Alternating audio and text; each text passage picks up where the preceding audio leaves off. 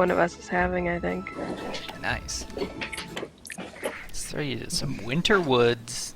I guess that's not really an appropriate song right now. You're in a city. Let's put you here.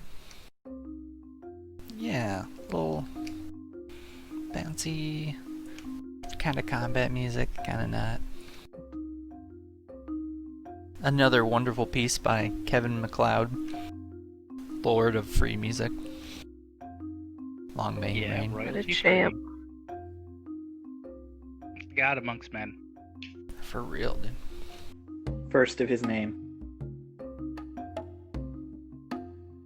For some reason, it shows all of you still in the fighting pit, which makes me alarmed. Oh, there's people popping over. John, I have a request. Yeah.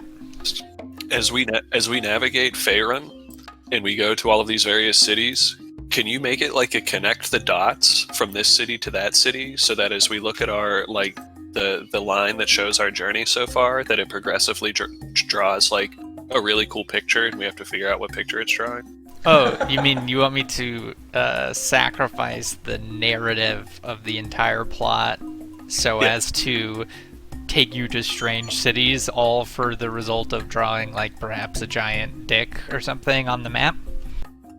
I wasn't going for that. Ideal. I mean, it could have been a smiley face, it could have been a shield, but whatever. Well, smiley faces are going to be possible once teleportation takes place, unless I start drawing lines through the sky. So I'll look into it. Right now, you've got like a little squiggle far down south, and then kind of like a circle pattern almost, and then up here you've got just this little, well, whatever you'd call it, umlaut, not umlaut, tilde. There was a sailor, I'm trying to think what his name was, who actually did that. Like, he was an artist. And so while he was sailing around, he would paint art on his boat, but he also chose a path that if you plotted it out on a GPS, he would draw things in the ocean with his path. My kind of sailor, man. Interesting. It's good to know. What a nerd. It's good to know you have a kind of sailor, a type, if you will. Okay. Is everybody here? Looks like everybody's here. I sent out the summary that Laurel wrote. I mean, I wrote like 2 bits of it. This music feels weird now. Let's throw it on one of my favorites. Ooh, yeah. So last session, you guys pushed through a blizzard, fought off wolves, and made it to the dwarven city of Mirabar. Basically, having used up every last ration and every last horse to make it there, but relatively unscathed. A few exhausted folks, but no deaths, no extreme hardships, no eating the members in moments of forced cannibalism. So a relative success all around, having only lost really old Bart, who will no longer be able to take care of his grandchildren. But, all things considered, a pretty successful trip, and 2/3 of your journey to Luskan basically in the books. And now you find yourselves at the dwarven city of Mirabar, where you have approximately 2 days of downtime before the boat sets sail for Luskan down the Mirar River. And you were asked by Darendon Ironblood to investigate something for him, a sort of side venture, an effort to make some extra money transporting goods to Luskan. In this case, it was a sort of off-the-books mining investment he had done in a diamond mine that is outside of the city of Mirabar, sort of in the valley of Kedrun. Not too far from where you guys traveled, but sort of north towards the spine of the world into the mountains a bit. Only really a half day's ride, so or at least walk. So nothing too substantial.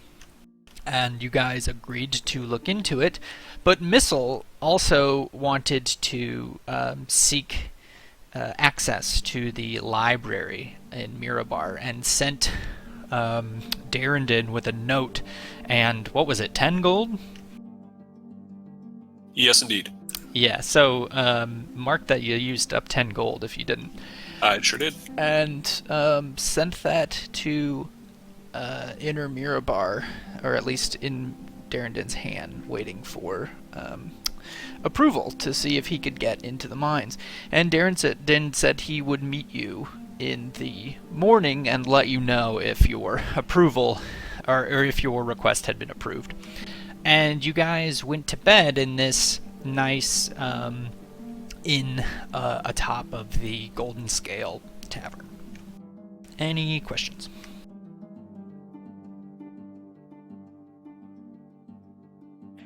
What was the? We had a sleeping arrangement. What was that again? Yeah, I believe it was Isolde, Damon, and Missile. Mm-hmm. And then DeMarcus. DeMarcus carried a passed out Joe Hoff up to her room and then threw him on a bed and went to bed. Did you put ale on the nightstand beside I him? did not, no. Oh, okay. No. Fuck! And then Taryn and Vosner maybe had a room? I don't remember what the rest of it was. Yeah. Okay. Okay, and so you guys go to bed, unless you want to do anything before bed, like a little, I don't know, montage where you're brushing your teeth and talking about tomorrow. Nope. Okay. And you roll for watch? No. You have pleasant dreams. The beds are cozy and warm, and yet a little short. The taller of you have your feet hanging off the edge of the bed for sure. And it's hard to kind of keep them in, and the blanket's not really big enough. Definitely not designed for you, but it's pleasant enough, and it beats the cold, hard ground and the kind of puny tents that you had remaining after your luxurious ones were burnt down. And you wake up in Mirabar in the Golden Scale. And Missile, can you make a Wisdom saving throw? Now, I will say, you guys were staying with Missile overnight. Was there anything you wanted to do with that? So the reason why Izzy got so few rooms and then roomed with Missile was specifically to keep an eye on him. Okay. Are you staying up all night to do that, or are you... I don't think she would stay up all night, but if she heard any coughing or whatever, she would wake up and kind of like keep an eye on him until he settled back down. Okay. Yeah, and assuming like the room is set up in some way, Damon would have just like sat down in some place where he could basically stare directly at Missile all night. Okay. Oh yeah. Is Zolda keeping an eye on him like he's sick and I want to make sure he's okay keeping an eye on him, or keeping an eye on him as in he's being suspicious? Nope, she just thinks he's sick. Okay. Got it. Okay. So I guess I hadn't talked to Dylan exactly about what he wants to do. Dylan, what do you want to do with the night? You just gonna try to get a normal night's rest? Yeah, I think so. And toss and turn and mutter things about, the library, Mirabar Library, stuff like that. Perfect. Yeah, so that's what you do. And he does have little coughing fits in the night, and he does seem almost plagued by occasional, I wouldn't say nightmares, but he seems to stir, kind of jolting around in his sleep a little bit. Maybe like he has a fever or something. But if you get up in the middle of the night at any point to see to him, he doesn't seem to be running a temperature. But he feels sort of normal. But his skin does look sallow. It looks like pale and kind of dark behind it.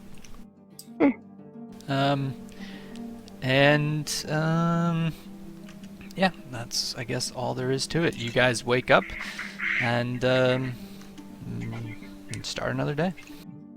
Am I also able to like change up my spells a little bit, like overnight or in the morning? Yeah, you prepare your spells new every day. So on your character sheet, there's basically anything that's in your spell book is just a spell you know, or at least in your character sheet's spell book, if you will.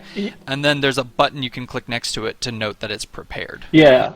Am I able to like add a couple of the spells that we have talked about in the past?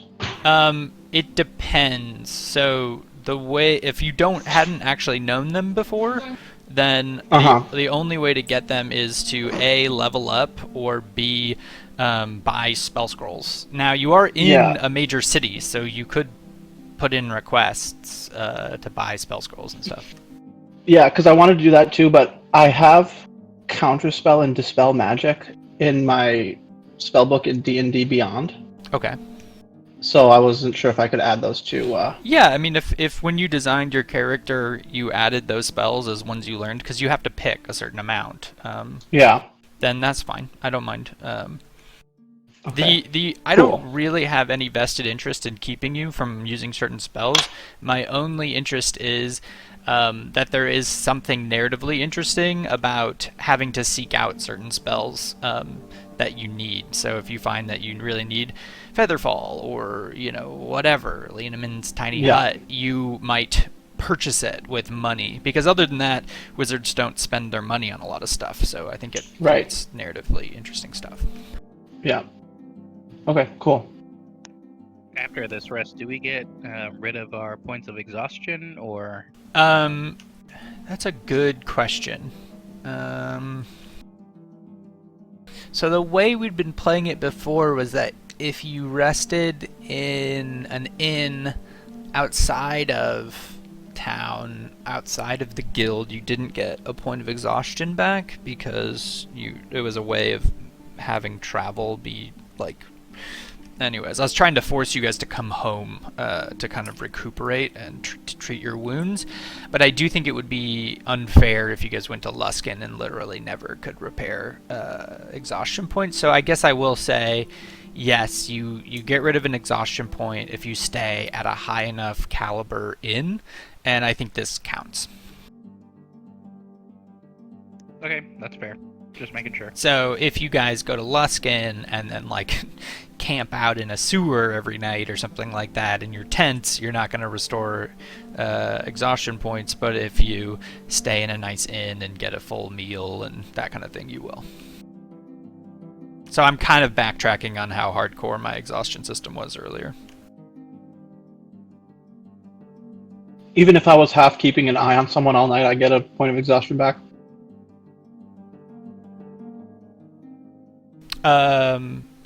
Yeah. You rest all night. When you do your spells, you prepare them in the morning. It doesn't consume a night to do. It's like a ritual kind of thing you do as a wizard. Mm-hmm. So, yeah, you get back your exhaustion. Yep. So everybody, engage in your long rest or whatever, and get back everything that you get back. And it is a new day. Oh, I gotta do Missile's character sheet. Upon sort of waking up, not really opening his eyes, Johoff's hand shoots out to the bedside table and starts feeling around on the top of it. Still hasn't really moved other than that one hand. And it pats around the bedside table, discovers there's no ale, tips the bedside table over, and he just goes, "Fuck!" I'm going to assume that DeMarcus wakes up at that point, infers what's going on, and says, "There's no more ale left, Johoff. You drink all of it. We'll have to go to the next city." Not entirely awake enough to realize that's bullshit, he just goes, "Fucking dwarves," and rolls over. DeMarcus would get up and start preparing and praying. Yeah, what does that look like for DeMarcus? Yeah, so normally it looks kind of like him just having like a quiet meditative moment for, like half hour basically, depending.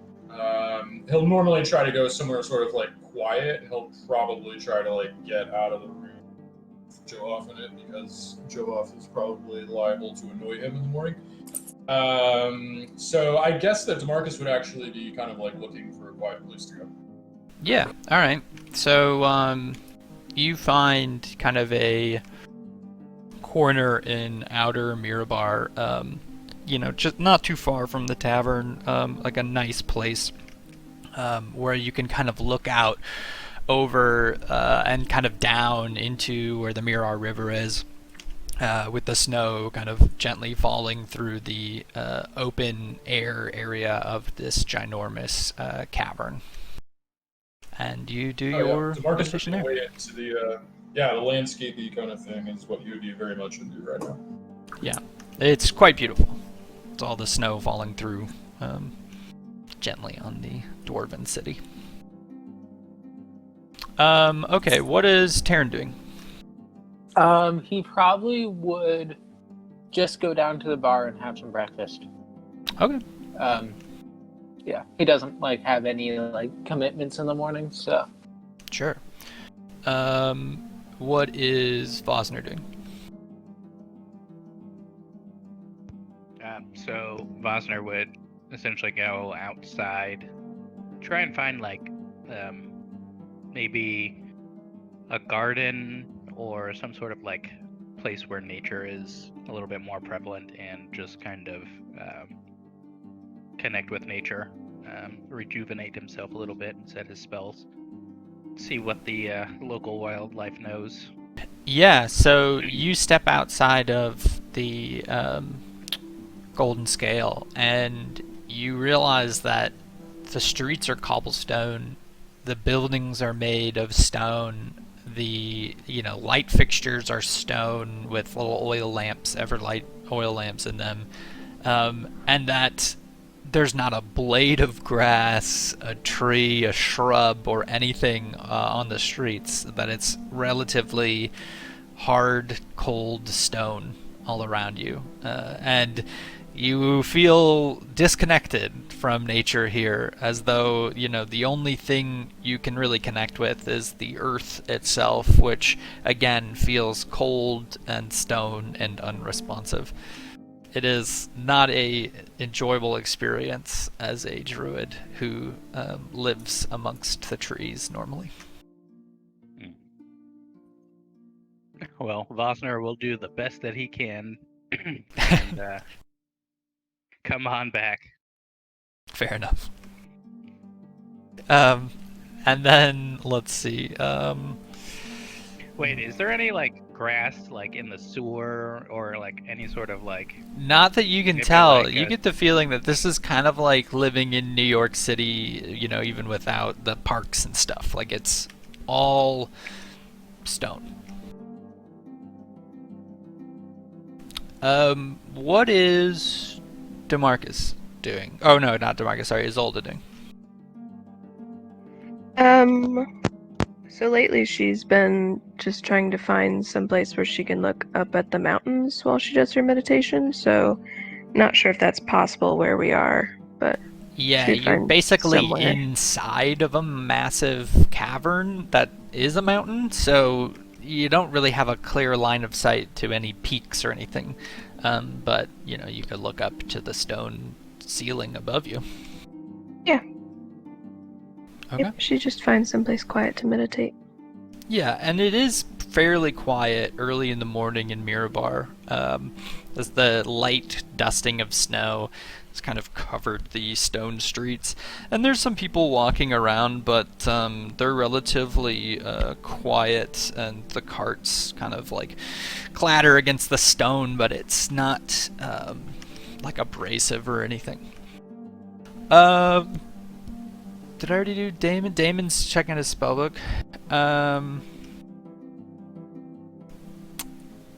Missile. What's Missile doing?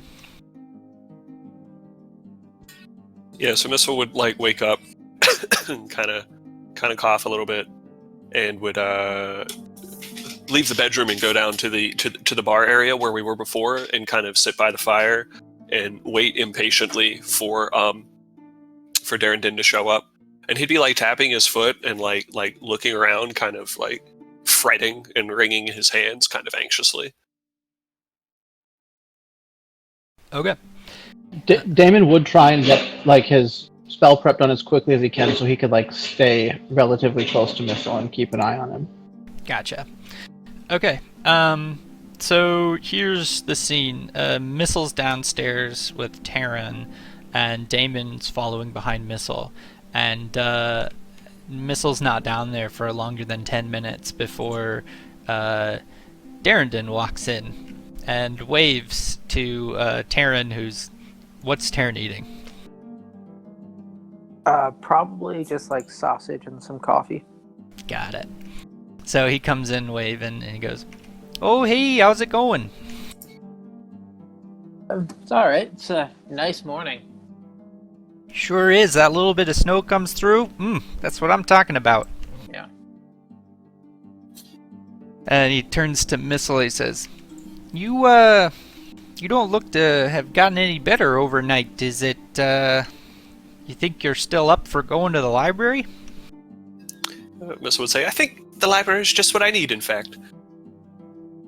Okay, well, again, don't cough too loud. They've got a noise policy in there, and they'll kick you right out. So, here's the good news. And he hands over a slip of paper, and on it says, the Honorable Missile Ludovic is welcome in the Mirabar Library, located at, and it gives an address, and it says, "Come to the Inner Mirabar Gate, and you will be escorted." And then it also says, "Please remember your late fees. You will not be allowed to inspect the books until the following fee has been paid," and it says 300 gold. Oh, I have 300 gold in outstanding late fees? Yes. Okay. Oh no, let me see. I think I have enough to get me by. I have just enough to get me by, so that's gonna work. And Darrington kind of hands you a slip of paper and says, "So, I couldn't help but read the slip when I grabbed it. That's a pretty hefty fee there. Maybe better off just not going." Missile would look at Darrington like perplexed that anyone could ever think you'd be better off not going to the library. And he would say, "Oh, no. Small inconvenience worth the knowledge." Jeez, if 300 gold's a small inconvenience, I'd like to befriend you for a longer period of time. It's the knowledge that's valuable, not so much the gold. If you'd like, I can give you private lessons. Well, sure. I mean, we got some time on the boat. Maybe we can work something out here. Now, I know the rest of your group is, interested in tending to some trade matters, but somebody probably needs to buy supplies for your gang here, and the rates are cheaper in Inner Mirabar, so perhaps you could kill two birds, if you will. A wonderful idea. I'll consult with our squad leader to acquire some coin. Perfect. And he gives you the thumbs up. Is anybody else coming back at this point? I'll come down from the room. Yeah, I'd be getting in there. Gotcha. I'll start making my way back. Vosner will stagger in as if he's disconnected from everything he knows and loves. Darrington saying, Joe Hoff will say, "Oh, jeez, that ale looks like it did a number on you." Well, I've seen worse. Now, all I want to talk to you about this, the idea that an outlander can come in here and drink all the ale in your city in one fucking night so there's not any for him the next day is fucking ridiculous, mate. I have had it up to here. I agree that is ridiculous insofar as it is impossible. What? You still got ale? Of course. Yeah, it looks like the barkeep is signaling he's got plenty. It's like you look at the barkeep who's just kind of like shrugging, like, I don't know where he got that idea. Fucking paladins. God damn it. Marcus is eating a ton of food, kind of a little bit off to the side right now, just laughing to himself.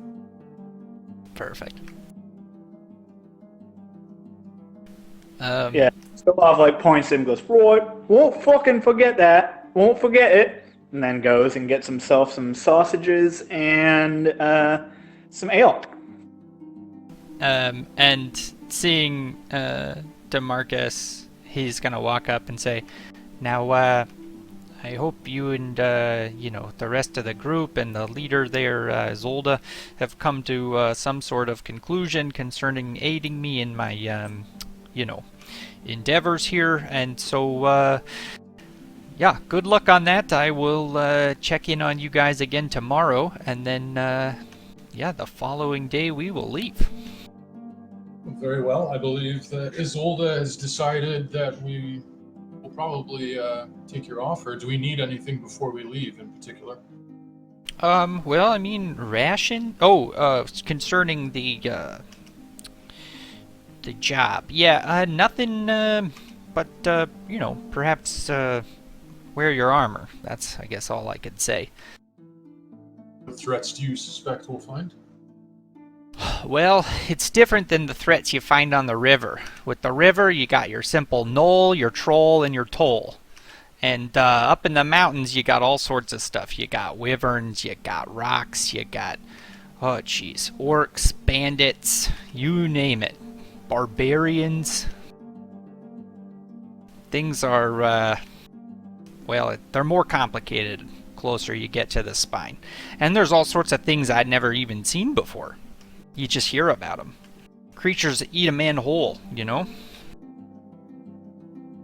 Many beasts up there. Is there anything else? Anything of a more nefarious persuasion? Gosh, about everything up there is nefarious. I couldn't begin to tell you. Well, we'll wear our armor then. Thank you. Yeah, and take care, and hopefully you're able to secure the package, if you will, and return it without much trouble. Well, we'll do our best. Is there any information you would like for us to gather while we're up there? Well, simple what happened, it'd be good just for future endeavors, but nothing's required. Understood. I heard last night that you were trying, I suppose my gnome friend was more pressuring you to find him a way into the library. Did that succeed? Oh yeah, I got him right in there. It turns out they really want to see him, but I think it might have to do something with the fact that he owes him around 300 gold. I'm sure he'll find a way to pay it. Thank you. Oh, of course. I will check in on you guys tomorrow, and happy travels. I hope you come back. If you know, for everybody's sake. I think I do. Thank you, sir. And he starts heading out, unless anybody wants to flag him down for something. I'm going to slide onto the bench next to Marcus and go, you know what's funny about that guy that you was just talking to? He's got a nice way of talking. I like that. See, Joe Hoff, I knew you'd like it up here. Yeah, especially now I know they aren't going to fucking run out of ale, asshole. Well, maybe that's what they told me last night. They must have just wanted to cut you off, I guess. Yeah, well, now I know. There's no end in sight. Well, if I have the feeling that when we're in settlements up here, there will be an infinite amount of ale for you. See, I knew this trip was going to, at some point, turn around and start being worth my while. Yes. Who knows all the glorious varieties of ale that you'll be acquainted with up here. Well, and think about, the stories I have for people about all of the shit I punched while I was up here, too. Many things. Many more, hopefully. Maybe soon enough there will be something else you can add to the list, because, the dwarf just said that there's plenty of beasts where we're going. Right, well, That seems to be par for the course up here, right? Right. He said to wear your armor, so I guess, just wear your nice shirt, I suppose. Well, you think it's going to get dirty, though. It's the only one I got. Well, then you shouldn't wear it. Get blood on it. Yeah, well, maybe I suppose I'll just wear the furs. My normal fashion of going shirtless really is not going to work up here, I think. While we're talking, DeMarcus is trying to look for Missile and see if he can gauge whether he looks any better or not. Make a medicine check. And also make a history check.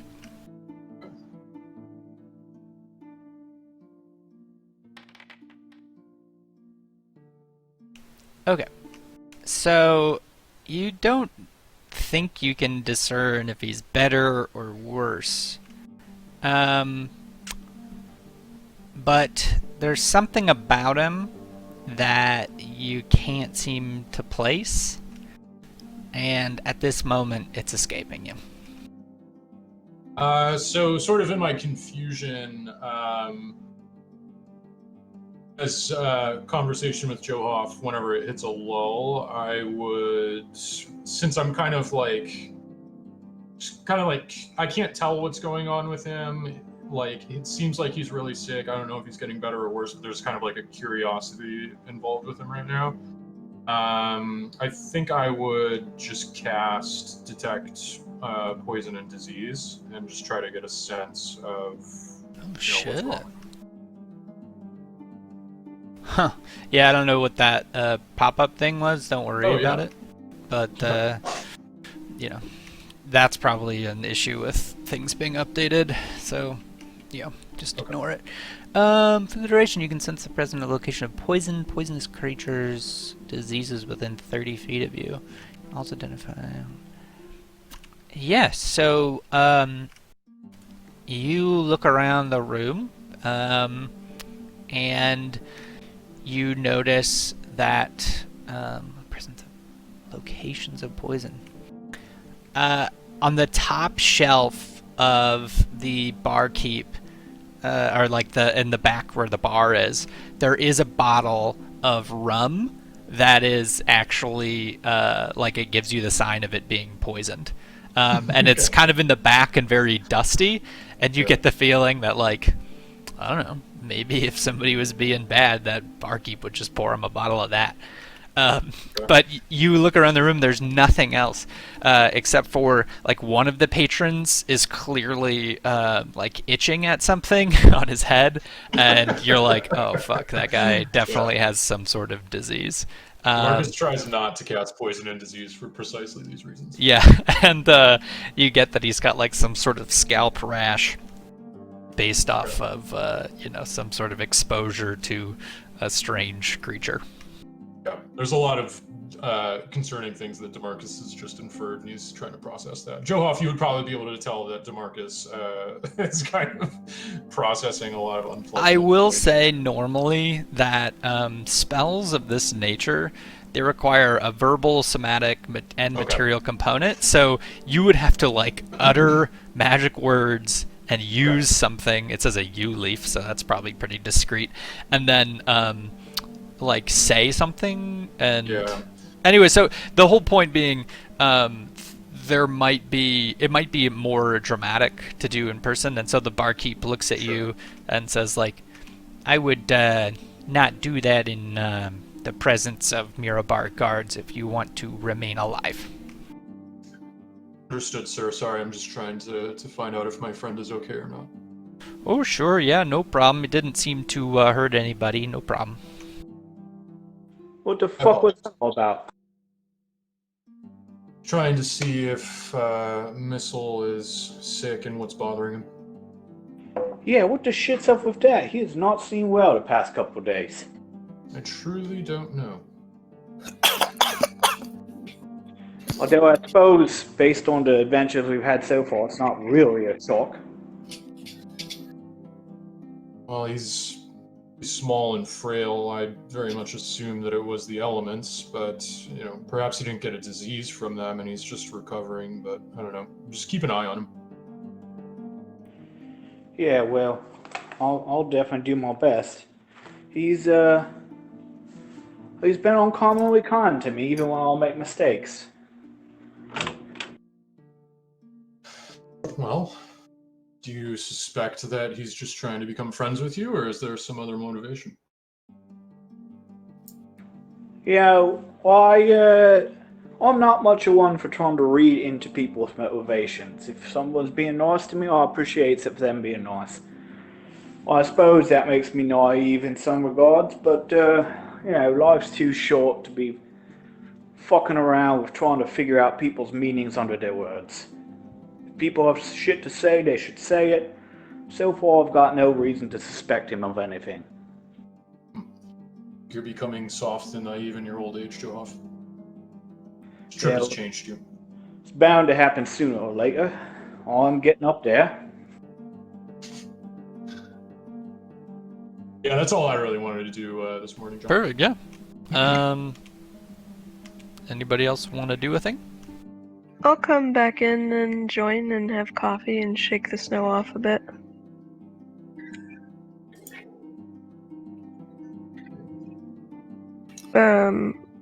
Yeah, she would just kind of check in with everyone and make sure that they're okay with going back out into the cold. Missile would speak up and say, "Well, I'm not looking forward to going out into the cold, Master Zolda. However, I did gain access to the library here in Mirabar, and according to our friend Darendin, goods are much more affordable in Inner Mirabar. So if there's any supplies that we need before we pursue those contraband diamonds, I could go acquire them in Inner Mirabar for us." The the barkeep looks at you like, you guys are the fucking worst at keeping shit secret. Like, he's like really trying hard to not pay attention to the fact that you guys keep talking about an illicit deal, but at this point he just looks at you like, okay, come on. Missile would of course be oblivious to the whole thing, but right. wouldn't be shouting, just chat. Yeah, I'll just kind of use my hand in a gesture of like, keep your voice down. He'll wonder what you're doing with your hand. Is your hand all right? Yeah. Yes, it's so you're going to the library then? Oh yes, today? I'm very excited. Yes. No time to waste. Right. And what is it that you're going to research? The same thing I always research, of course, Netherese automatons. Right. I wasn't Is there aware anything that else they had. worthy of research? I assume many things. I wasn't sure. So you said the supplies are cheaper? That's my understanding, according to Mr. Ironblood. All right. How long do you think you'll be at the library? How long do we have until our journey to the mines? I mean, I was hoping to leave this morning. It takes This a half morning? day to get there. It takes a half day to get there, and I'm not sure what we will find. We only have today and tomorrow, so... I see. Just meta, I was under the impression we had 3 days, but I guess that's before we go to Luskin, Yeah. so okay, got it. So the just keeping it meta, the problem with Missile's thing is that he has to decide if he's going to go to the library or if he's going to join the group on Got their... it. I don't mean Well- to like metagame it to the point where I'm like, Dylan, you don't get to do a fun thing. But I think it's narratively more interesting this way. Well, of course, and Missile would, of course, say something along the lines of, I see. I thought we had more time. Well, given the circumstances of things, I don't know if I'm fit for such an adventure as we're used to, and believe I could use the rest. So if it's all right with all of you, I'd much prefer to stay into this wonderful library here in Mirabar. It's all right with me. Do you have a way to send messages? Let me check, actually. I don't believe I you think do. no, I don't have any spell that I could prepare for that. We could buy a pigeon. No need for that. How long does it take to attune to an item, John? Like a short rest? She's gonna take the Ring of a Monitor off and give it to Missile. Wow. What Yep. does the ring do? A bunch of stuff. Yeah, it's basically a ring of protection plus gives. Let me pull it up. So it gives me +1 to AC. It lets you cast Sending once, which is kind of the idea. Got it. Yeah. You can cast the Light cantrip at will, and it gives you +1 on saving throws.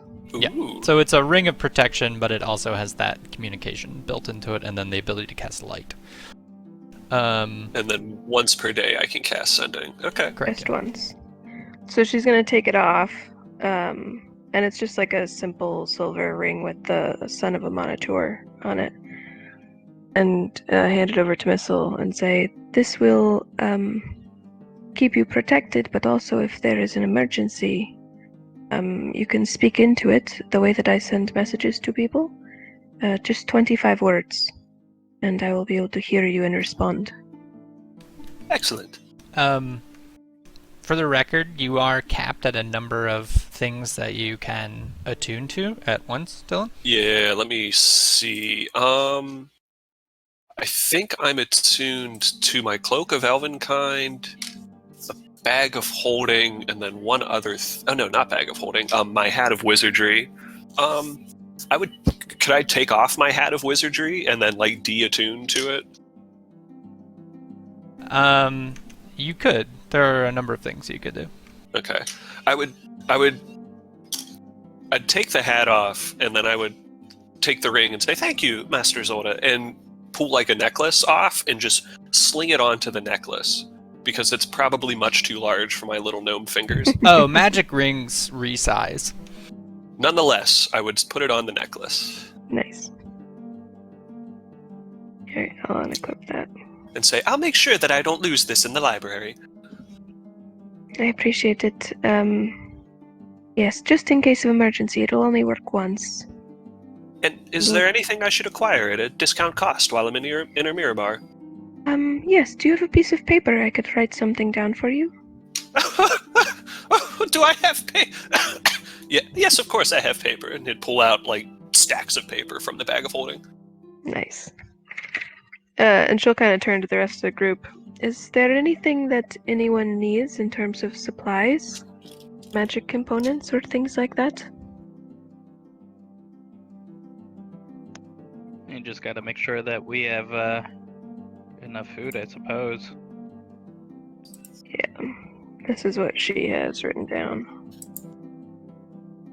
60 rations, a glass eye. It's quite a list. Do we have enough gold in our reserves for all of this? Oh, yes.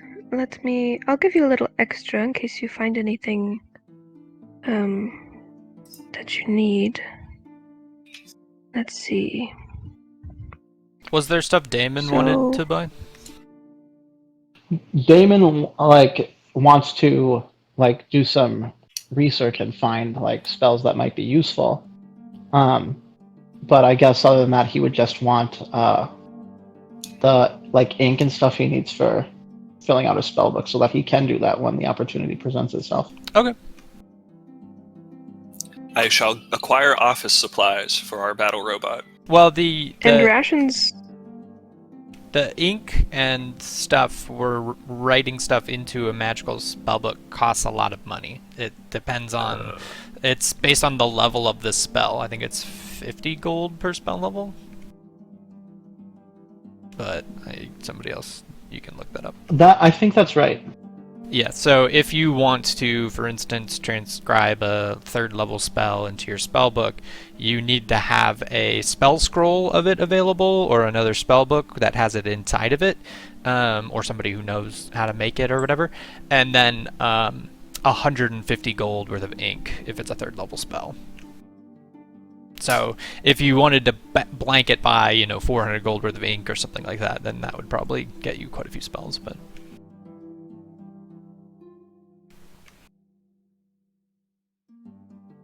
Okay, that was just a random number I was throwing out, but yeah. That was actually the number that I was thinking of beforehand. But she'll give you 1,000 gold pieces. Okay. I shall mark it independently of my others. Alright. Wait, Missile, or Yes. doesn't need anything to be bought, but just if you keep your eyes open in there for a nice tattoo shop. Absolutely. Will it be marked from the outside so I know what to look for? Yeah, I mean, usually they've got some kind of, a sign that shows various tattoos they does. It's hanging on the outside. Alright, so if you see a place that's got a sign with a bunch of cool, intricate designs with some prices next to them, that's probably what you're looking for.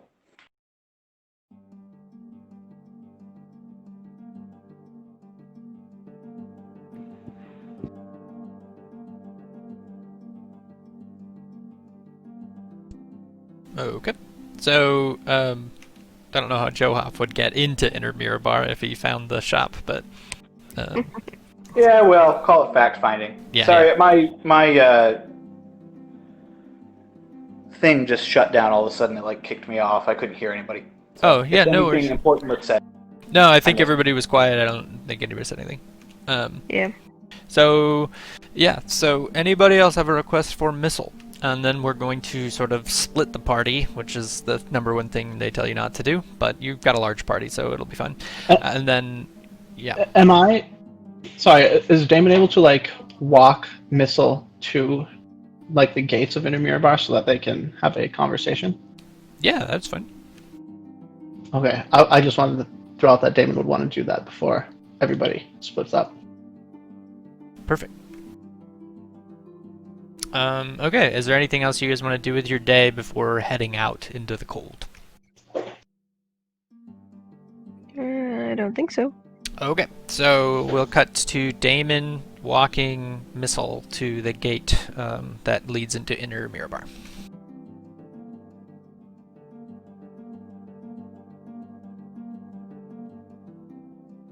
Master Missile, it appears that your health is deteriorating rather rapidly. Oh shit, Dylan just said he lost internet. Oh no. Missile's dead. R.I.P. Well, we can just gloss over that, that's fine. Demon said that Missile drops dead in the street. We can We'll work retcon it it back back in. unless there's something we can return to that scene if you want to. Otherwise, Yeah, I mean, I don't think there was anything super necessary going to happen.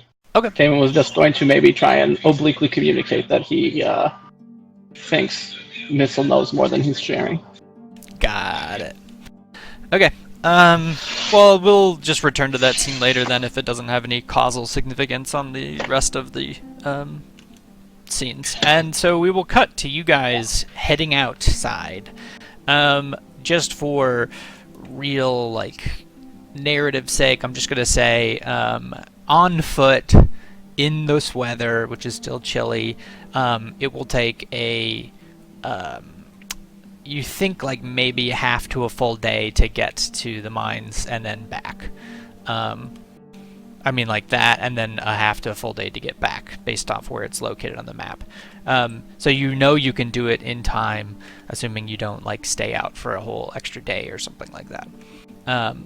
Is that clear? I'm not actually going to make you go on the thing and do the scouting and all that. Well, I guess I will still have you do scouting and travel, but the DCs are going to be low. You're following a road, and it was marked on your map, and blah, blah, blah. Perfect. Okay. So, you guys leave outside of the gate. out, and as you're leaving, kind of north, you sort of leave out the entrance of the cavern that you didn't come in. You came in a different one, and so now you're leaving out of a different cavern entrance, and it starts leading uphill quickly. The wind up here is like super biting, and you feel like it just cutting to your core immediately. Every like hour of walking north, you feel like it drops another few degrees, and it is like you're climbing to the top of a mountain, which does not seem to have an end. At the same point, you guys feel pretty confident that you're making good pace and good time. So Isolde, can you roll perception for me, and Vosner, guide or survival?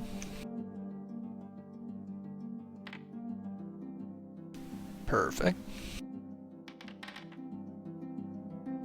Perfect. Okay. Let me prepare this scene. Okay.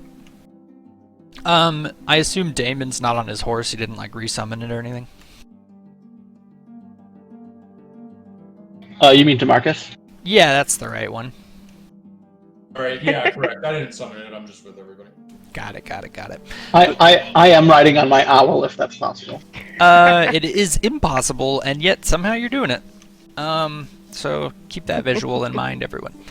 So you climb up and up in these kind of like winding roads, and you start to feel like you're getting off the main roads where like maybe there would be patrols of Mirabar guards or something like that, and you're starting to get into the kind of like off the road, kind of like these are not normally trekked places because this is like an off-site mine that is not registered with the city and not recognized or protected from, you know, orcs or whatever. So you find yourself kind of going farther and farther off the beaten track, but you're still following a path, though the path is kind of filled up with snow. And so it's a little bit tricky to stay on point, but you keep finding, Vosner keeps finding where the tracks begin again, and he can kind of track it by finding where the breaks in the trees are, and successfully navigates you through the kind of snow-covered off-beaten trail. And it leads you to, it's about halfway through your day, right before you're about to break for camp, when you come across this scene in front of you. A large tree is broken and kind of sprawled across the road. I like the scene name. Thanks. And so you guys are kind of coming down this trail, and it's a ways down the road. Isolde's the first person to see it. And what you see is just a large tree, dead, that's kind of sprawled across this path which you have been following this whole time. And in the branches of that tree are a number of glowing, they look kind of like stones, but Vosner, you recognize them to be a sort of fungus. Cool. What kind of fungus would I recognize them? It's a sort of bioluminescent fungus that grows sometimes on dead trees, and you can see it most readily on this tree that is immediately to your right, which seems to have also been kind of shattered, like at the trunk. Does the tree look like it's been like it's fallen recently, or like it had fallen a long time ago? You would guess, just with your knowledge of nature, that this tree has been rapidly decaying, but has probably fallen only within the last week or so. Can I make a check to see what type of fungus it is? And see if it's like Sure. naturally occurring? Oh yeah, let's give Missile a token. What should I roll? Survival. Survival? Okay. I'll give you Mortimer. Can you see okay on Mortimer? Perfect. Yeah. So what did you roll? 23. And the question was, what kind of fungus is it? Yeah. It's a harmless fungus that is simply just a fungus that can grow far up north, even in the harshest temperatures. And as it's consuming the tree, it lets off a faint glow, which changes colors. Okay. And the tree rapidly was consumed recently? It's being consumed by this fungus currently. It's Okay. far up in front of you. I don't know if you guys are zoomed out enough to see that far ahead of you. Oops. It's like Oh, okay. 175 feet away from you. Got it. Oh, I see it. Oh. You guys are all zoomed in. I Yeah, was looking at the one that's glowing in front of us. yeah, that's just one small one. Gotcha. I would say to the group after seeing the fungus, just say, it looks like the trees around here are being consumed by these funguses. Would I know if they would have any effect if we like touched them, or if they were like placed here by something or someone else? The fungus or the trees or what? The fungus. The should fungus be- is naturally occurring. You're not too worried about that. So I don't But I don't as think for, they're- you know, yeah. the state of that tree up in front of you, you don't know, you haven't investigated it, it is far away from you. I'm gonna say, I'm kind of curious about this tree that's in front of us. Anybody want to come take a look? We should all go together. Alright. Foster will go and take a look at the broken tree. Okay. Is this like a low light situation, or is that just the map? It shouldn't be low light. Can you guys not see very well? No, I mean like just is it like is the environment like dark enough that like a bright flame would draw attention? Oh, well, I mean, out in the woods, a bright flame might draw attention anywhere, but it is, no, it's midday, though it is an overcast day. But no, this place is well lit enough. It's just that the luminescence of the mushrooms is kind of glowing more than Okay. standard. I- And oh, yep. You got anything else? I was just gonna say I think Damon would like light up his sword just so that it's ready to go should anything spring out. Sure. So Damon lights up his sword in the forest, and it casts an orange glow. And let me add that to him.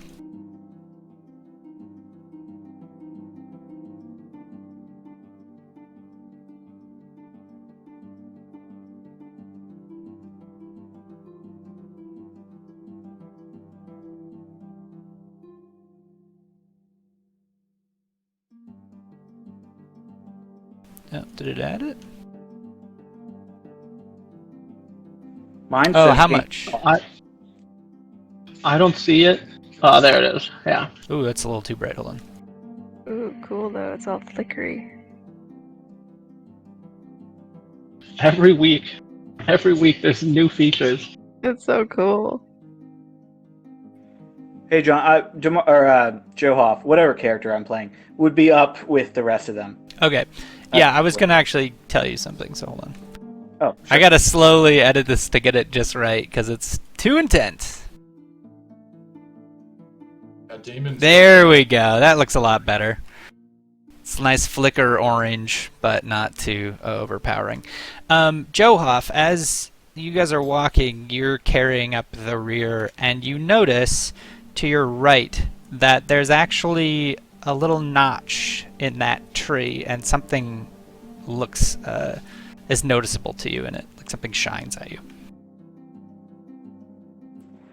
Right, I'm going to immediately go, "Oi, something over here!" I'll stop and turn back. touch anything. As soon as you guys start going back, Fosner, who's now closer to this tree over here, you notice that it looks like the tree was uprooted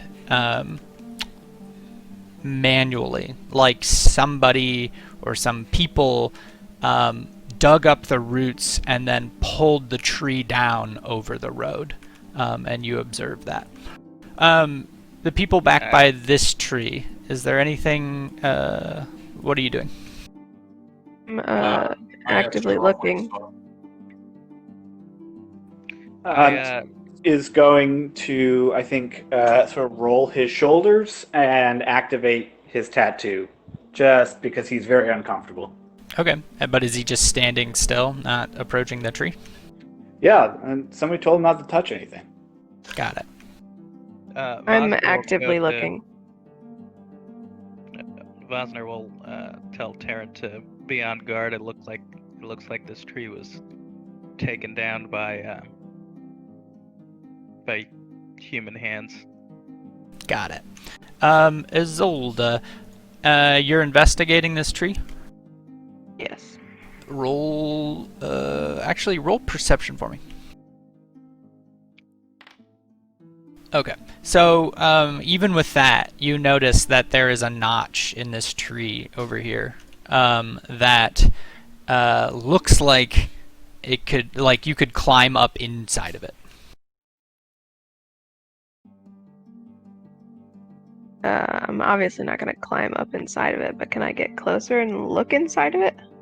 Yeah, you see that there's effectively like it's a door for the sake of the gameplay, but there's a thing you could like peek over.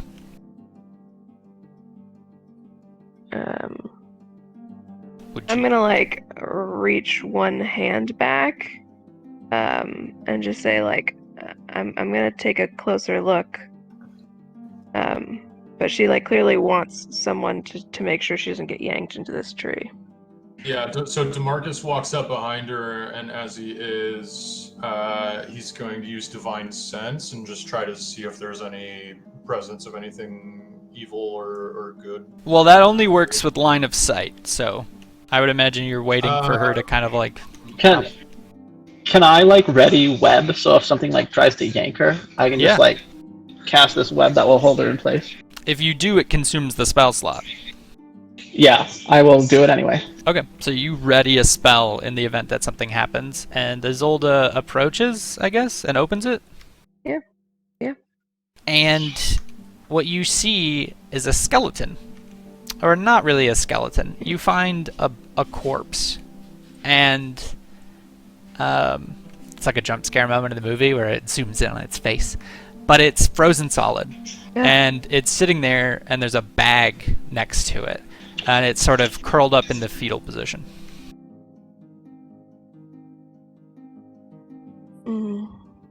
Is Divine Sense actually line of sight? It is. I believe so, yeah. It's like I don't see 60 feet within what you can see or something like that. Right. And it's I think it's stopped by walls. Oh, yeah. Okay, yeah. Yep, yeah, you're right. Okay, and so I'll just say you waited until this moment to cast it, and when you do, you don't sense any undead. Just a body. I will pick up the bag. Okay. Yeah, it's effectively a backpack. What's in it? Why don't you roll an investigation while you look through the backpack? Okay. It's about 100 gold. A journal. And it is there is like a pile, or like a small pouch with about 50 gold worth of small diamonds in it.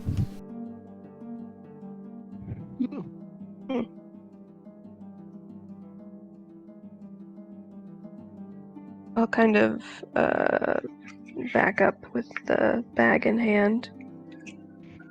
It's very curious that a body would be inside of a tree like that. Like it was hiding? Perhaps. Brendan said there are many beasts and things to be afraid of up here. I can't help but think that he was trying to hide in there from something else. Does it look like you could easily get stuck in there? No, it looks like you could easily climb out. Like it's not a problem. It's not even that hard to get into there. It's just like jumping over a little ledge, kind of tiny fence worth of broken tree. Johoff, by the way, as they're doing this, Johoff is like turning slow circles, looking around because this whole thing is freaking him the fuck out. Well, you guys still are on the road to the mine, so there's a ways to go. You know that the mine is still another half day's travel. I'm away. not looking for the mine. I'm just there's a fucking dead guy in the tree. That's pretty outside of his normal wheelhouse. So he's sort of doing slow circles, looking around, seeing what's about to pop out at him. Sure. Vosner, at this moment, for the first time, you notice that in amidst the fungus over there is a small chest which has a light covering of snow atop of it. And it looks similar to what Darren described as the sort of chest that they might have moved their diamonds in. So it looks dwarven in make. I say, it looks like there's something more over here. We should go check it out. Sure. And I'll say to Taryn, we'll just have to be careful as we approach. I'll ready a ray of frost if anything jumps out at us. Sure. And I'll take out my staff and get that ready as I slowly walk over. Yeah. As you guys approach, you can see the chest. Do I see it now that it's been pointed out? Yeah. It's actually it kind of sticks out. It's a wooden chest with like metal, kind of like iron ridges around it, and a big fat lock. And it's sitting on like it's got like a slight dusting of snow atop it. Are there any tracks around? That looks pretty recent, if that's true.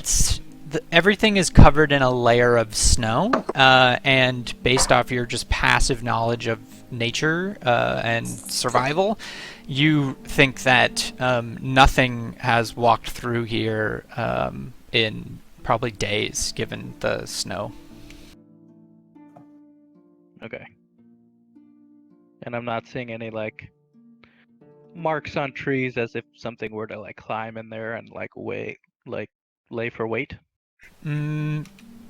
I would say, like you're just trying to stare at the tree and perceive the tree. Well, yeah, I'm just kind of taking a look at my surroundings as we come closer. Like, Vosner would know, like, the way folks hunt and animals hunt, they try and like corner them into a trapped space. Is this the chest right here? I don't know. Oh, yes. Yeah.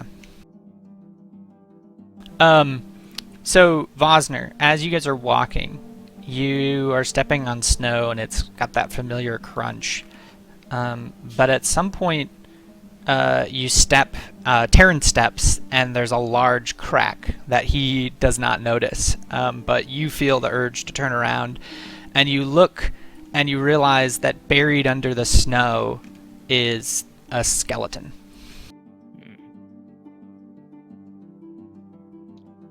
I obliviously keep walking forward. What are you guys doing in the back and here? I look at the skeleton. Like, what's Isolde and like Damon humanoid and DeMarcus? Or like dwarven? Oh, it's humanoid. It's been out here for a while, I would assume. Can you guys hear me?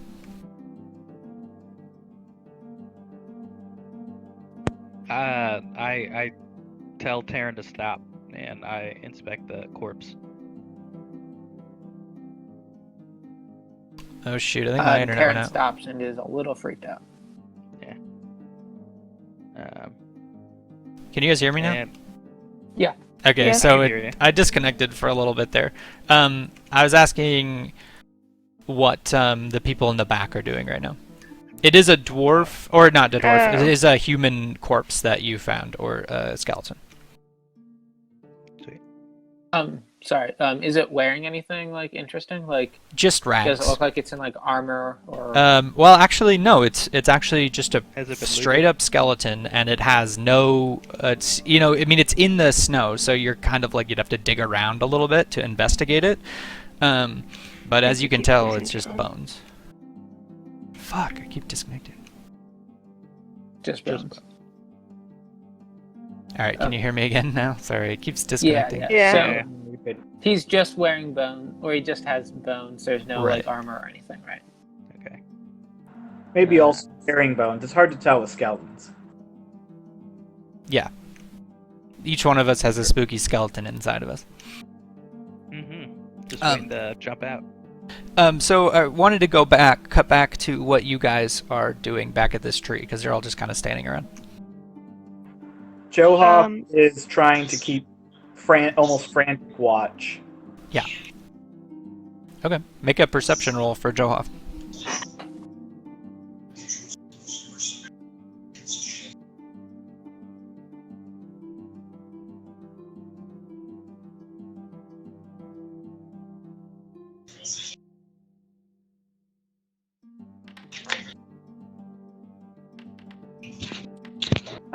Why? Oh, jeez. Went like crazy. No, you're fine. What happened was my internet. That's why you don't keep clicking the button if nothing happens. Right It's because my internet cut out, so my internet is hosting the game server. So Like each one of those is a frantic glance in one direction. there. Right. No, this is from the spinning around and dizziness. They're all punctuated by some hyperventilation on Johov's part. okay. So the first perception, I'll just say maybe you made a few because you've been standing in the back here for a while. You don't recognize anything moving. At one point, you see an owl up in a tree, and you like kind of panic look at it. But no, everything seems fine. What's that fucking thing with the wings? Oh shit! What's Isolde doing?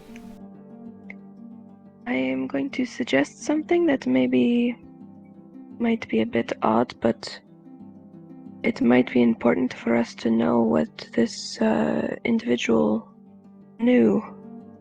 So it is possible that I could ask what happened here. You did also find a journal with his body. Correct. I will first read the journal before she says that. Okay. So, I will show this to Isolde. Marcus was getting a real frown ready. Yeah. We'll just rewind that and do the journal thing first. Do you see the journal in the items tab? What is it? Journal tab, I guess. The journal A of the journal. frozen journal. Yes. Okay. So Isolde starts paging through that, cutting back to Taryn and Vosner. As you're sitting there or walking, another crunch as Taryn steps on the body of another skeleton. This one looks, if you inspect it at all, looks a little bit as though it were either burned or dissolved or something. It looks like like all of the clothes that it was wearing were like burned off of it, and at its feet is just like a simple dagger, which seems to be just kind of sticking out of the snow. So, like, with his wand pointed at the first one, like backing away because he's freaked out, he just steps on another one. Yes. Great. So he jumps and then waves to Vosner, saying, "This one looks burnt or dissolved or something." It looks like there was a battle. Maybe over that chest over there. It's okay. Relax. I don't sense anything close by. So I'm pretty sure we're alone. That's good. I'm glad we've never experienced corpses coming back to life and attacking us before. It's true. That or dinosaurs, and he kind of chuckles to himself. Taryn shoots him like a dirty glance. He waves an apology and says, let's just be mindful where we step. Just know that this thing, whatever it is that they were protecting, is important. So Do you just want keep our to eyes open. try to grab it? Might be a good idea. So Gosner's gonna check. I wonder if I have that prepared. Okay. So you kind of like kneel down to Yeah, I'm investigate gonna, like, this. investigate it first, Yeah. yeah. So roll an Yeah. investigation check, and then let's cut back to the group here to the south. Oh shit! Seeing everyone kind of getting like further ahead, DeMarcus would kind of like uneasily say to Zola, "We're getting too far apart." She looks up almost like she was startled out of thought by you speaking, and looks up and realizes that she can't really see where Taryn and Fosner have gone. This isn't good. Let's go find the others. What's wrong? This man was traveling with another group to rob the caravan that we're looking for of the diamonds, but it says that something ate them. It ate all of the horses and all of the men. Fosner and Taryn, as you're investigating this, you realize that it's actually completely unlocked, and that you just like pop it open with no problem. And in it is a big pile of gold and papers, and you get the feeling that this is kind of like a hoard of loot that maybe some bandits have accrued. And you notice that behind you, near the tree, as you stand up, the snow on the ground is beginning to melt rapidly. And as it melts, a bunch of things begin to be apparent to you in the snow.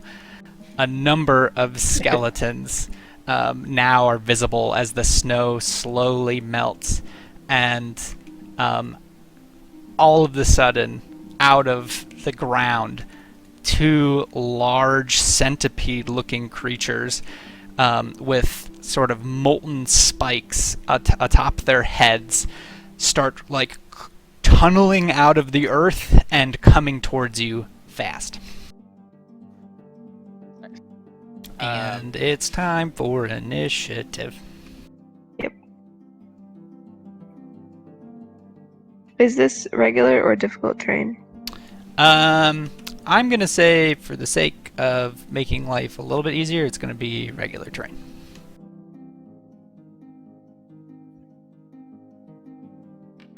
And I'm gonna throw on some music.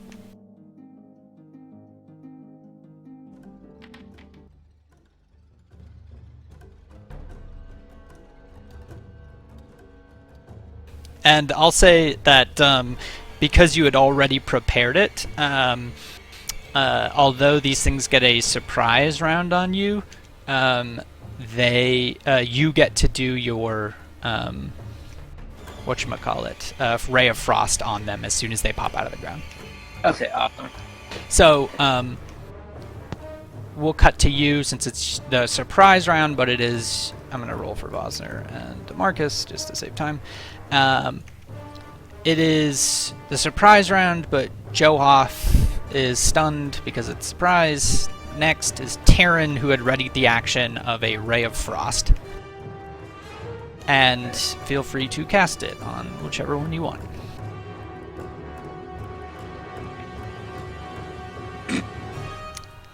So it shoots out into the ground right in front of it and misses, and it skitters towards you. Great. and it is going to... This one is going to come over to Vosner and bite him. Holy fuck, did that crit? Holy shit. Okay. It bites into Concentration. Vosner. I don't know why your concentration is being tested, but anyways. Sorry, the concentrator thing might be broken. I might have to disable that. That one goes, and the second one comes up and bites at Terran.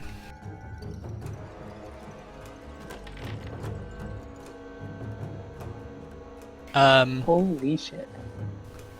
But it bites with fire. And, well, you're not resistant to fire. Got it.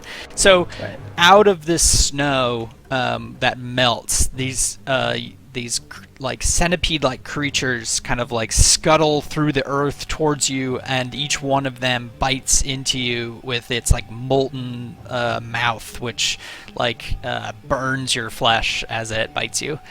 And Vosner, it is your turn. Or wait, no, surprise round. Johoff, it's your turn.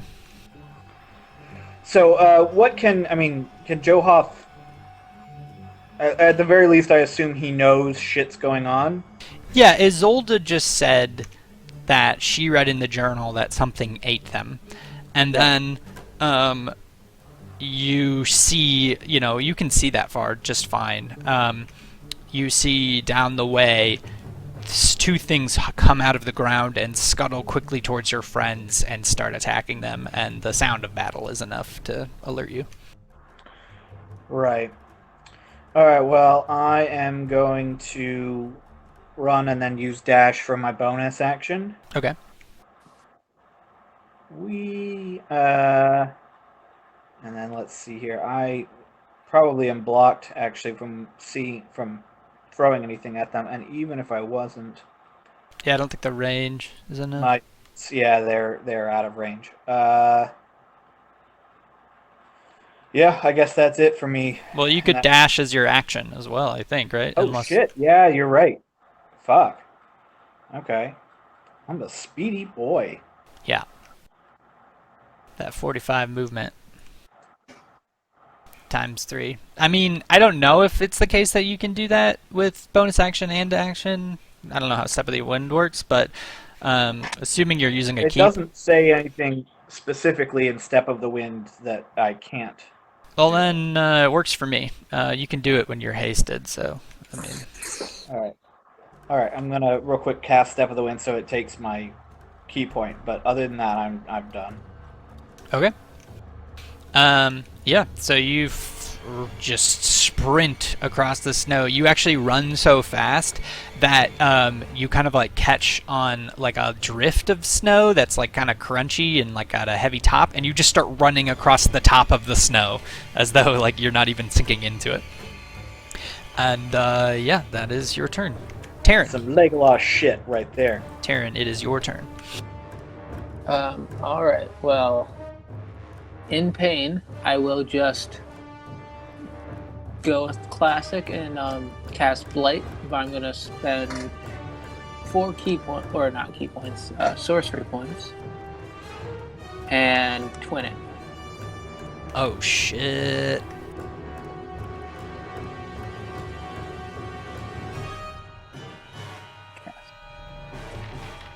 Oh, damn. Oh. Okay. So how does this look? I pull away from the bite that's like burning my ribs, and kind of point my wand, and like the little black thread divides in half as it floats towards the one and lands on each of their foreheads and starts dissolving their centipede skin. Amazing. Yeah, it's super effective. The one resists, but the other one takes it like in the face, and it like is totally fucked up by it. Yeah, super effective. This one is going to retaliate. Does it debuff them in any way? I forget. Let me check. I don't think so. Okay. Yeah, I just checked. I think it's fine. So this one that resisted is going to return by attacking you. And he bites deep down into your leg, like so hard that it feels like he's going to break your femur. Like it's so deep, and the fire from the attack is just burning into your body. And that is his turn. The other one is going to attack Vosner. And misses.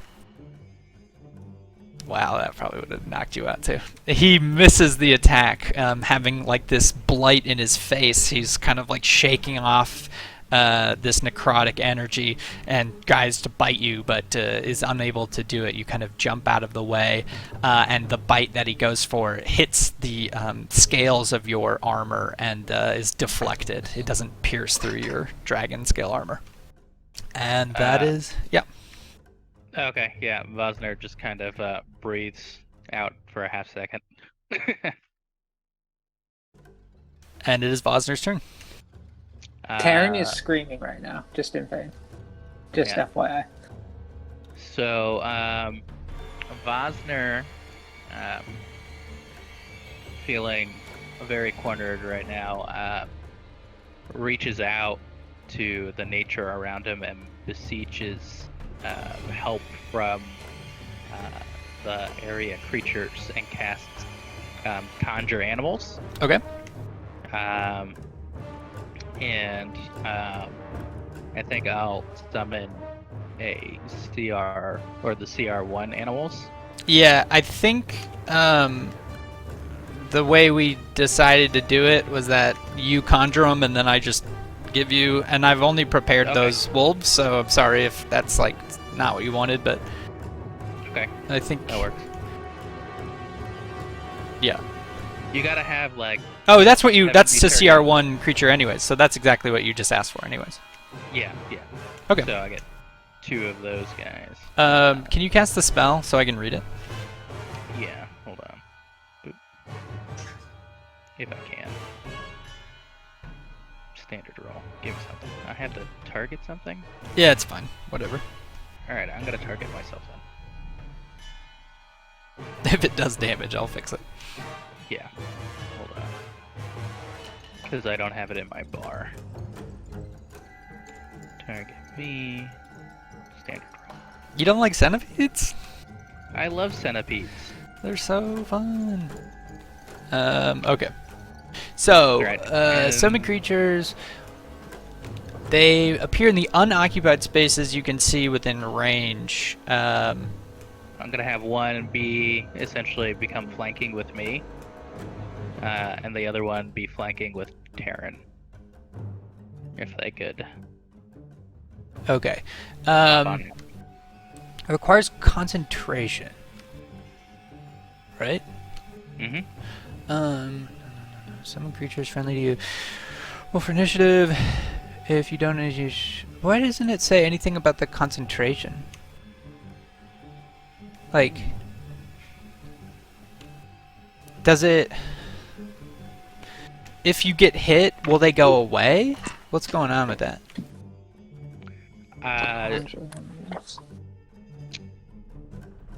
Would it just be that they... It's concentration. It's a Yeah, third like- level.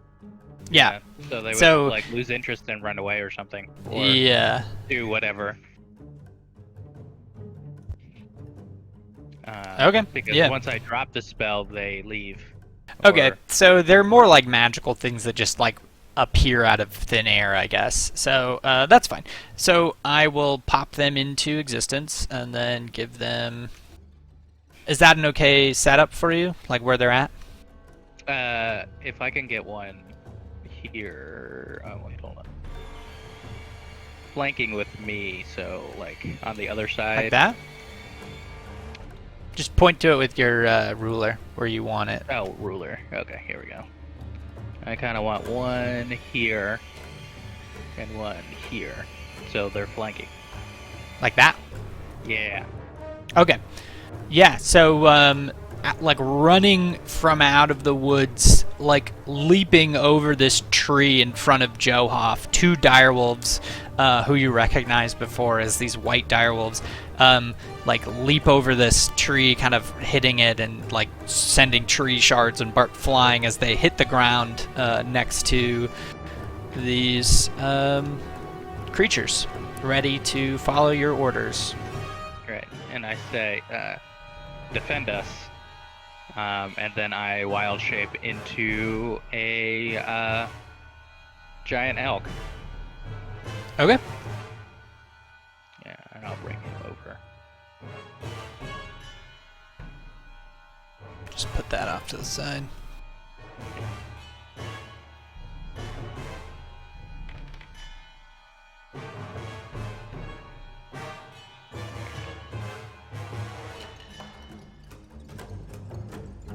Alright. Okay. And that's all I can do. Yeah, I'm gonna put you there so that Taryn has a spot. And It's not gonna matter that much longer, anyways. it's a good point. Good point. You should probably just climb on. DeMarcus, it is your turn.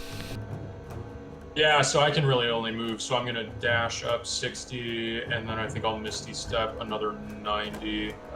Is Misty That's- Step that's really 90 all. or is it 60? Or It's is it- gonna be 90 movement altogether. So Got it's it. Up to right next to that tree. And that's all I can do this turn. Okay. Oh, I just crashed. I'll be back. Don't worry about it. Go ahead to the next person. Okay. Damon, it is your turn. Yeah, so first, I'm gonna cast haste on myself. Got it. Standard first turn Damon move. Left. And then I'm just going to dash as far as I can. Well, that's like 60 feet for the first movement. Yeah, I'll let you calculate it. I trust your math. For some reason, So my ruler's fucked up right now on my main screen, but it's fine. So I get 120 for dashing while hasted, right? Correct, yeah. If I were to like action surge to just keep sprinting, could I like make a shove attack on the Remoraz close to Terran? I'm gonna say no. I think you could run up to him, but action surge would give you one additional action. I don't think it would give you... Yeah. So... No, like running into the thing. It's also a large creature, so I think maybe if it was a medium creature, I'd let you contest it, and if it was a small creature, I'd just let you do it. But it's technically large, so it's big boy. Yeah, that's fair.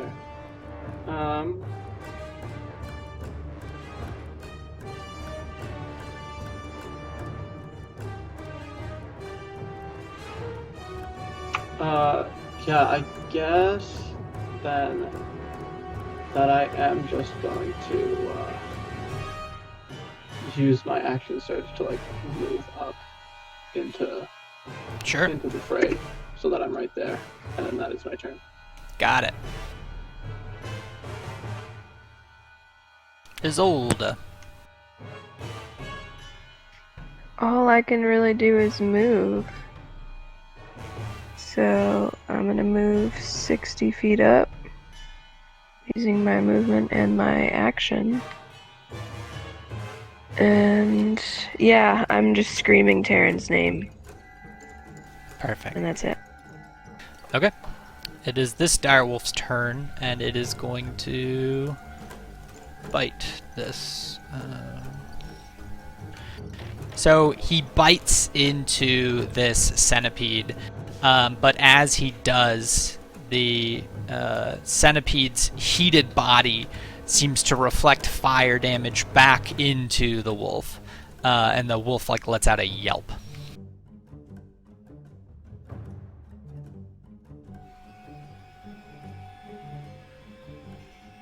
Trying to make sure it doesn't have two attacks. Yeah, just the one. Johoff, you're up.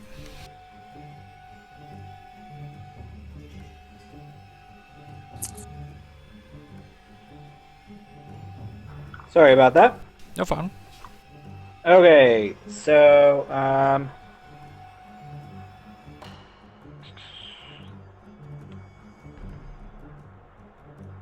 I squeeze in there? Yeah, you can.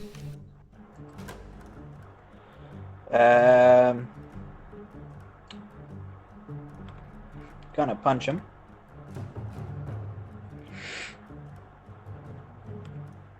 I'm just gonna pull this giant elk back just a little. Yeah. Yeah, you punch him, and you do 7 damage to him, but you also take 7 damage. Right. I'll take it. I'll take care of your health if you want to just keep punching and doing your shit. I do. What? No, I don't want to roll a concentration check for Joe. Yeah, I don't know what's going on with that. I need to. Let me see if I can just turn it off real quick. Oh Okay. shit. Actually, this is fine. Did the game just crash for you guys? No, No. I'm still good. Perfect. Just as I planned. Did it too? Can I keep punching, or do I need to stop while you uncrash things? No, you can keep punching. Should be fine. I just gotta find whatever the thing is for. Jesus. I don't know about fine. There we go. Finally, fucking something.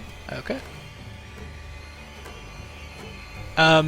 So Johoff, you run up to this giant centipede and just start like laying into it, and it kind of like ducks and dives, and you're like punching its carapace sometimes. But the 2 times you connect, you kind of break through its hardened external shell. But when you do, like magma pops out and coats your knuckles, burning them. Yeah, I hate that. Yeah. I'm going to then use my last 10 movement plus the 15 from Flurry of Blows to move back. Okay. Go down here. Oh, well, that's fine. Whatever. Staring in horror at my burning knuckles. Yeah. And Taryn, it is your turn. Losing my shit, not really knowing what to do, I decide to give it another go. So, Twin Blight.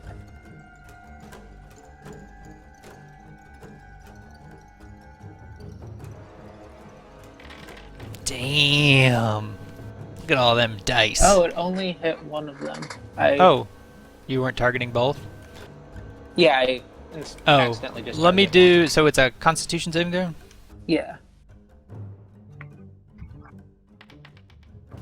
Looks like that one succeeds, so it would only take half, which is what, 17? Yes. So the bottom one takes 17, and the top Got one it. already had it. So again, is that all of your sorcery points? That is all of my sorcery points and all my 4th level spells. Yeah. So describe how that looks to everybody. So kind of like pulling away, like with my leg still in his mouth, I like smack the one with my wand, just as the little black filament comes out, and it like strikes his like dissolving head and then bounces to the next one. Sweet. So Yeah, a lot of necrotic energy flying out of Terran as he's like barely holding on to consciousness, and like his eyes just turn like straight like Jacoba color green. Nice. yeah. This young Ramores is going to attack the giant elk and miss. Damn. Your AC really 17? That seems artificially high. I gave you... I don't know how to change it, so... Yeah, no, I mean, I whatever's probably... on the I guess sheet. I said it. You seem artificially high. Whatever. I'll allow it. I think that's because of the Jacoba armor that I gave you. That's fine. Oh, nice. So he tries to bite at your legs, and you, like, as a giant elk, like, use your antlers to kind of, like, smack its attack away to parry his blow, and kind of re-engage with it. And, right before... Okay. But as you guys are kind of whittling down these little centipedes, these large little centipedes, you hear large, or like a intense breaking and cracking sound as out of a knot of this tree a large creature emerges. Actually, a huge creature emerges and shatters the tree, sending shards everywhere as it sneaks up behind this direwolf and bites into it. As he bites into the direwolf, he tears it apart in one single bite. His mandibles like ripping the wolf in half, and half of it, like the corpse doesn't even go into its mouth. It just like gets shredded and then is dropped, and it is looking at all of you now.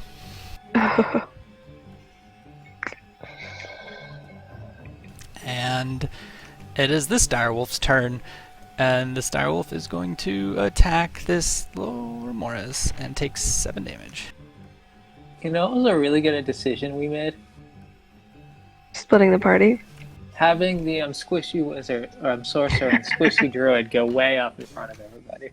Yeah. And this It off, man. Remores gets to go finally and will bite at Terran, hitting him for 29 and knocking him unconscious.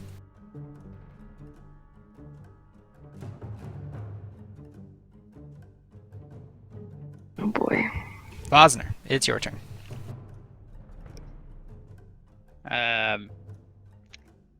Well, seeing Terran go down, I guess I'll attack the one centipede that's next to me to kind of get it off of me. And then I'll shoot. Hold on. Too many tabs.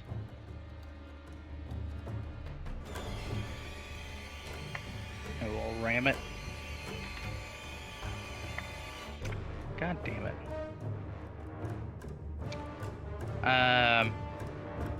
And then I'll move sort of like over Terran, like Okay. sort of stand over him. I'll Okay. take an attack of opportunity, but I don't think you actually will because you're still engaged in the same square with this thing. So Gotcha. you just sort of like rear over him, trying to kind of stand protectively and maybe obscure the attack. Oh, quick yeah. question. I know I can't do it now, but I could have sentineled that one centipede or no? Probably not because Okay. you weren't within range of it. Okay. Yeah. It's a good question though. Just because you were like one square away from being in the right position. DeMarcus, it is your turn. Okay. Let's see. So first thing that I'm actually gonna do, seeing how all this is going, is I'm actually gonna take out I have a potion of greater healing on me. I'm actually gonna take it out and I'm gonna lay it on the ground, looking back at Izzy, just yelling for her to take it as she goes by. And then I'm going to move up 30. Oops. Oh my god, sorry. All of this You're was fine. working really, really well, but lately, maybe there's an update or something I can do on my end. In combat, I do get a little bit laggy and crashy. Okay. Let's see. So what is it? 60. Okay, it's 60 all the way up to him. So I am going to move up 30 in my regular movement, and Okay. then I'm gonna Let's see how best to do that. You could You know Misty what? Step, I guess. Yeah, I could. I'm thinking about how best to use the spell slots and stuff. Yeah, you know what? I am just gonna Misty Step up the rest of the way. So it's my bonus action, so I'll still have 2 attacks. Yeah, we'll just do this. Okay, and then we'll start swinging here. Nice. So you swing at this giant centipede, and it recoils back as you make your first swing, and you're just like almost not even tall enough to swing at its head. Like you realize that that's not gonna work. I'm gonna swing at its stomach or its whatever's closest to me. Yeah. So you bring your maul down into its hard carapace on its stomach, and you're able to like hit it and break through. And when you do, some of its super high pressurized and like super hot blood shoots in your eyes and hits you for.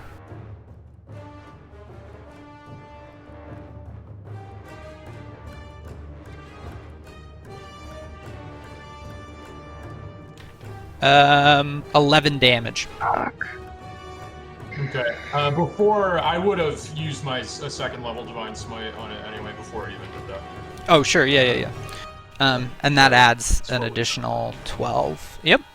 So you hit into it, and divine energy flies into that wound, and it doesn't increase the amount of like magma or anything that flies at you. Right. Okay, cool. That's all I got. I'm out of second level slots too. I got it. Okay. Damon, you're up.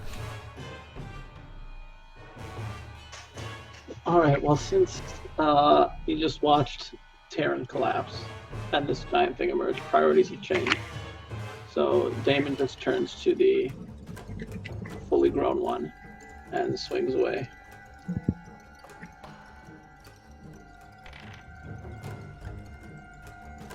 Okay.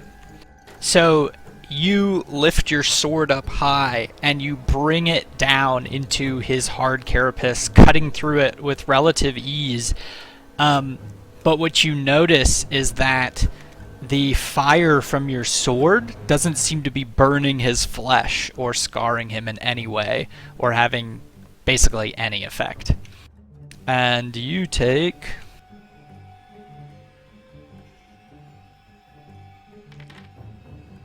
6 fire damage in return.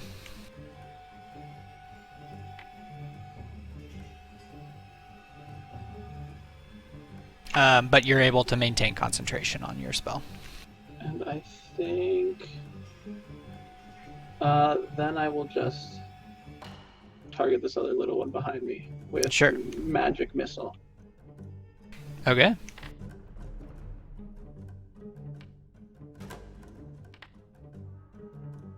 And then I will use my what's it called, power surge, to add 3 damage.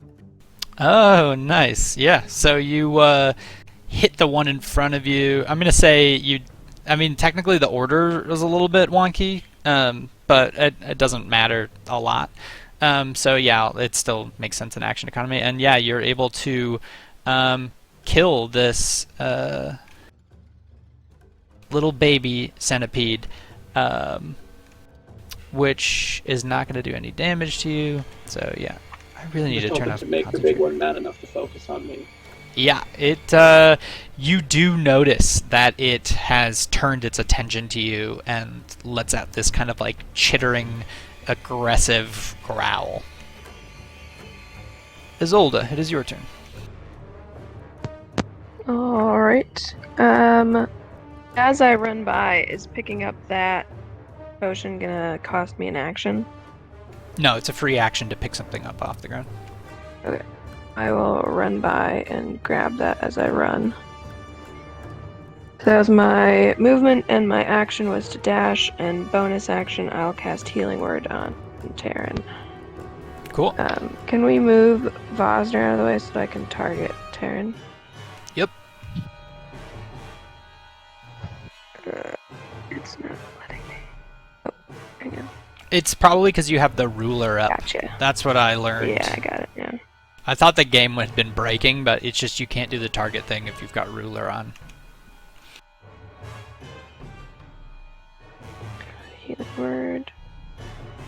Second level. Alright, and it's plus an additional 4. Okay. I'll let Taryn add that. Johuff, you're up. Right. This is fucking nuts, right? Alright,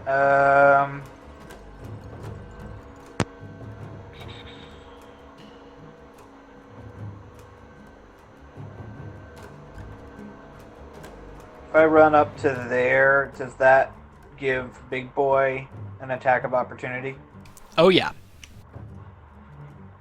But I don't want him to I have mean, it worked well for E once. Oh god. Fuck you. Alright. Yeah, I guess I'll just run up next to DeMarcus. Thinking in my head about how dumb that shit was that I said about how I wanted to punch more things. And then I'm going to punch this thing. Got it.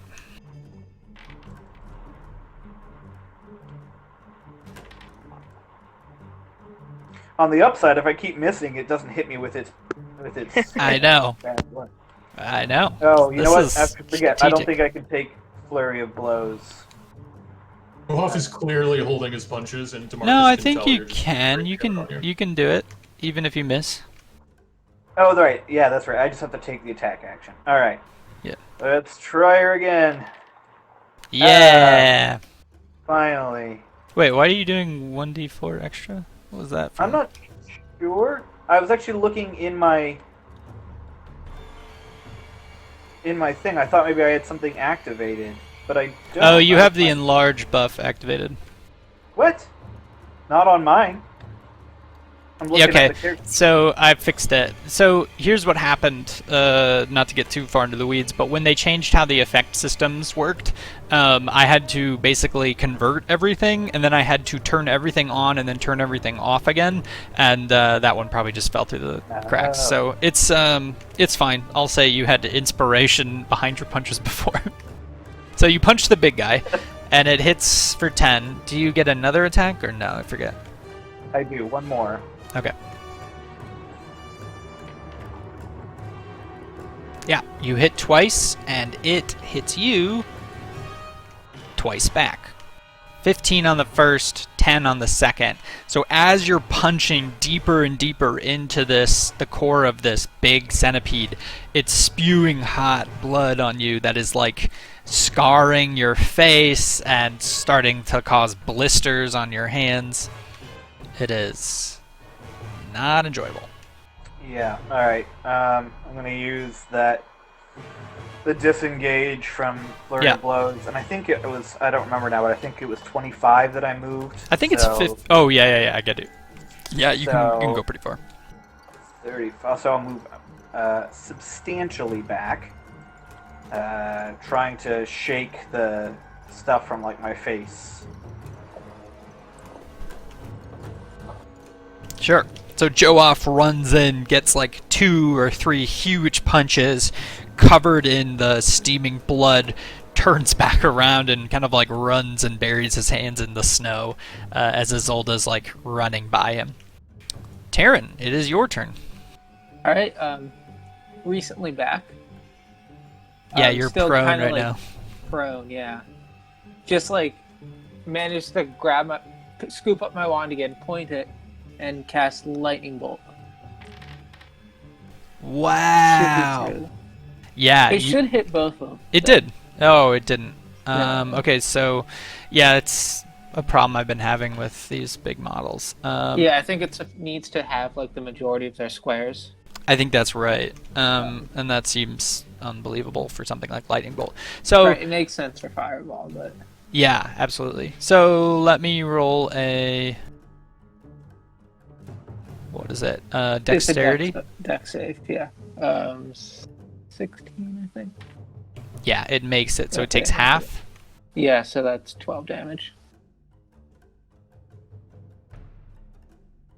Okay, created a melee. Okay, just making sure it's not like shooting acid everywhere when it gets hit, but it doesn't. And then it's gonna be dumb, but he's probably not thinking at this point, so he's gonna try to like scramble away from the Remoras. So scramble away underneath Vosner. So as you scramble, it gets an attack of opportunity. Yeah. It is I not. also get Sentinel Yeah. because he's technically underneath me. Yeah. So how does that work with Sentinel? It's when something makes an attack against them, you get to attack it. Yes. Okay. So make an attack on this this little young Remoras. If you need help targeting it, I'll move it out for you. Let me do that. Okay, I think I got it now. Oh, you untargeted it. Did I untarget? You had it, and then you got it. There you go. Okay.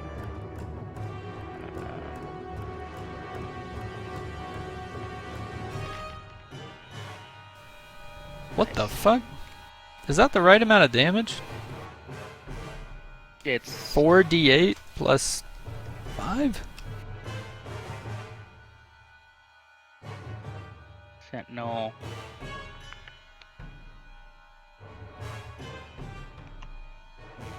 I don't know. Yeah, no, that seems right. That's right. It's just the normal hooves attack, but Yeah. adding all the right modifiers. Right. So Okay. I just rear up and Yeah. kick it. So it goes to attack. Does it get to attack first, or do you get to do the Sentinel first? How's that work? I don't know. I think New it's hit a your creature. Creatures attack opportunity attacks from you when they take the disengage. Okay, that's not. When a creature within 5 feet of you makes an attack against a target other than you, you can use a reaction to make a way the weapon to. So the question is, does the thing get to attack before you attack it? Seems like if since it's a reaction, that they would only be reacting to after. Can you guys hear me? Yeah, I'm restarting. Yeah, for fuck's sake. I'm Right, so seriously let me gonna have to refresh. talk to Spectrum, because this is like so regular now that I'm having like consistent drops in internet. Oh, I've and actually I'm been having lagging. that same issue with my.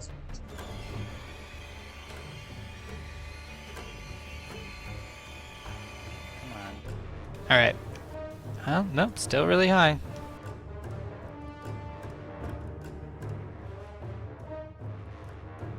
There we go. Yeah, I've got it. Yep, there I am. Oh, it missed. Oh. Oh, nice. I'm still loading in.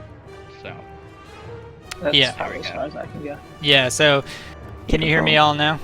Yeah. yeah. Yeah.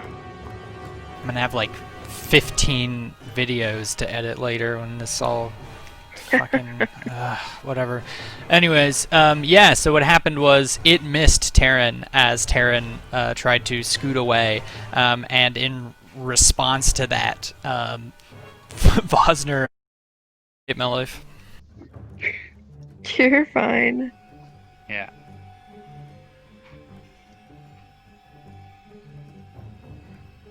Yeah, this is super fucking frustrating. But, you know, sometimes it does this and then it'll be fine for 2 hours or 5 hours or whatever, so hopefully this is the end of it. I say, jinxing myself. Okay, so again, narratively, what happened, the thing tried to bite Terran as Terran was scooting away, and it missed, and Vosner reared up and crushed it, and took a little bit of molten damage. And the big creature to the left here let out another chittering roar. We good? Everybody hear me? Everybody back in the game? Yep. Yep. We're All Alright. good.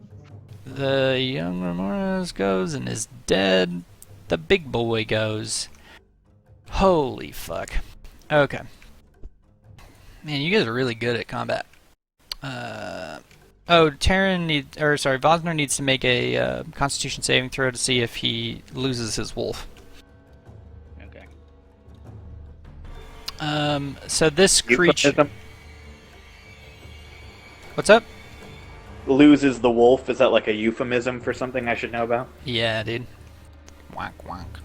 Alright, so you're fine, the wolf stays. And despite all of these hits, the person who hit him hardest, I think, was DeMarcus. So the Remorez is going to bite at DeMarcus. And what? One-shots him? Holy shit. He bites down into DeMarcus, and you hear his like whole body like get crunched, and his plate mail like protects his skeleton, but you can like see blood just like gushing out of all of like the little breaks in his metal, and that is the Remorse's turn. He's still in DeMarcus's mouth, or DeMarcus is still in the thing's mouth, by the way.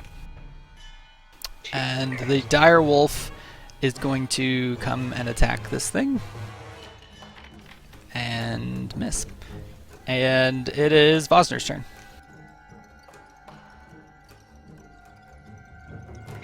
Okay, could I use my action to try and scoop Terran on my back? If he was willing and you coordinated that with him before, I would say yes, but I'm guessing it's not. Like, those kinds of things need to be Terran waits to do that, and you prepare it.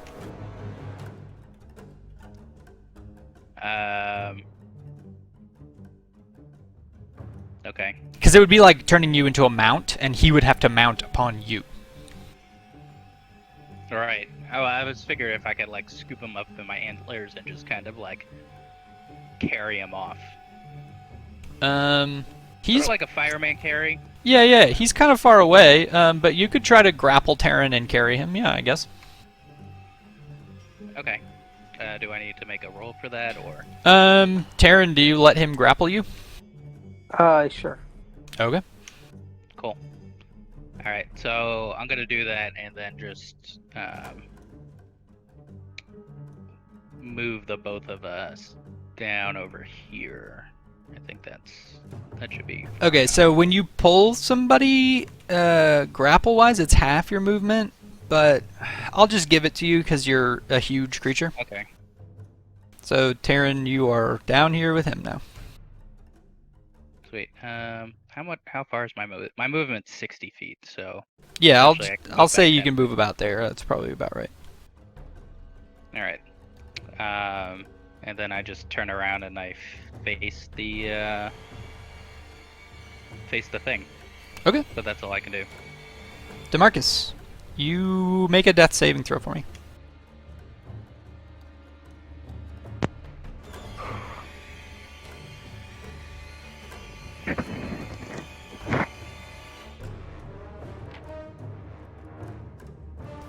DeMarcus, you fail your first death saving throw.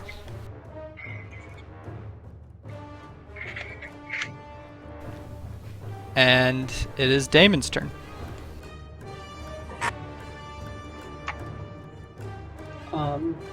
Yeah, Damon is not happy. Like, he is flashing back. And, is just going to panic. I was holding my, Yeah, you're fine. my button. Yeah, but he's just gonna panic and, swing at this thing. You're also swinging at yourself, so make sure you untarget yourself. Yeah, perfect. Such was the nature of the panic. Yeah, so you slash into it, but you can tell that your flaming sword is just doing sword damage and not flaming damage. Is that your turn? Yes, that is my turn. Oh, it hits you back for that second one.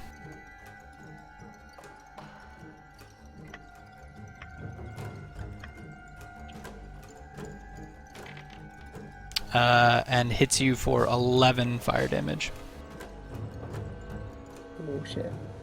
That's bad. And you fail your Constitution saving throw? Yes, it looks that way. which means haste ends, which means you are effectively stunned or cannot take actions your following turn. Oh shit, I just marked Isolde as dead. And Isolde. Wow. Isolde's might as well be dead. Going on. Johoff, it's your turn. Isolde, it is your turn. Okay. She is stunned by what just happened and is going to kind of open her arms again in that same motion, and necrotic energy is going to creep up her body and cover it in lacerations. And she's going to cast Life Transference on DeMarcus. Okay. How much? Oh yeah, you roll it, I guess. Yeah.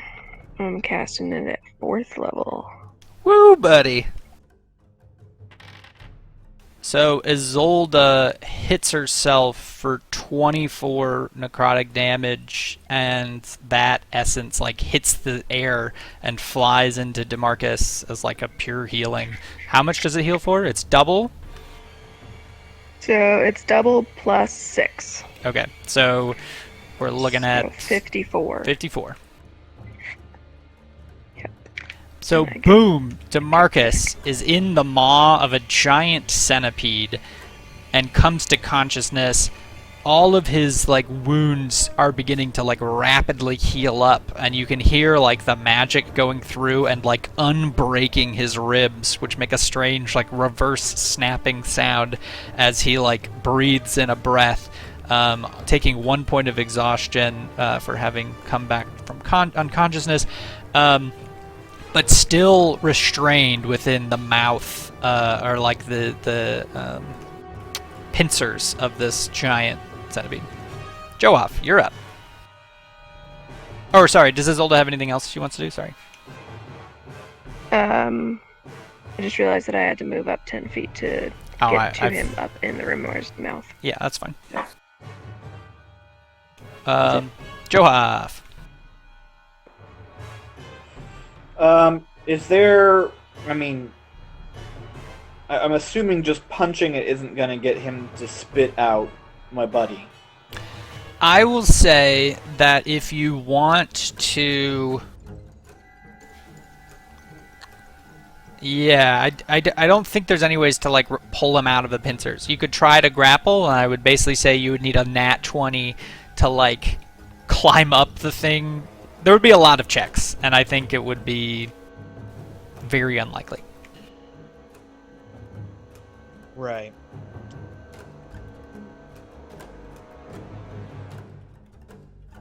Okay, can somebody say something real quick? My thing messed Yeah, up. yeah. Okay, we're good.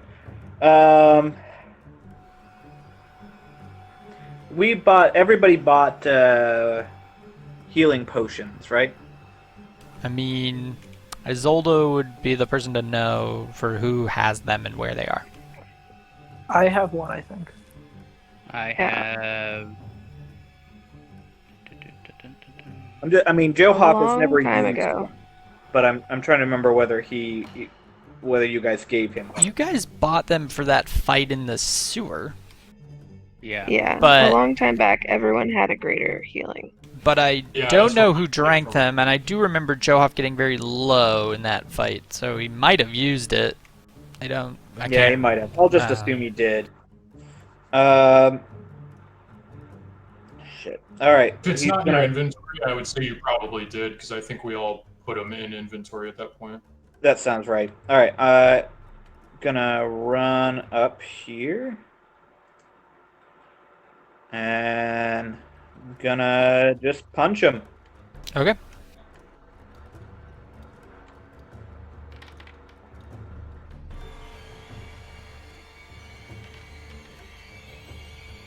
Okay.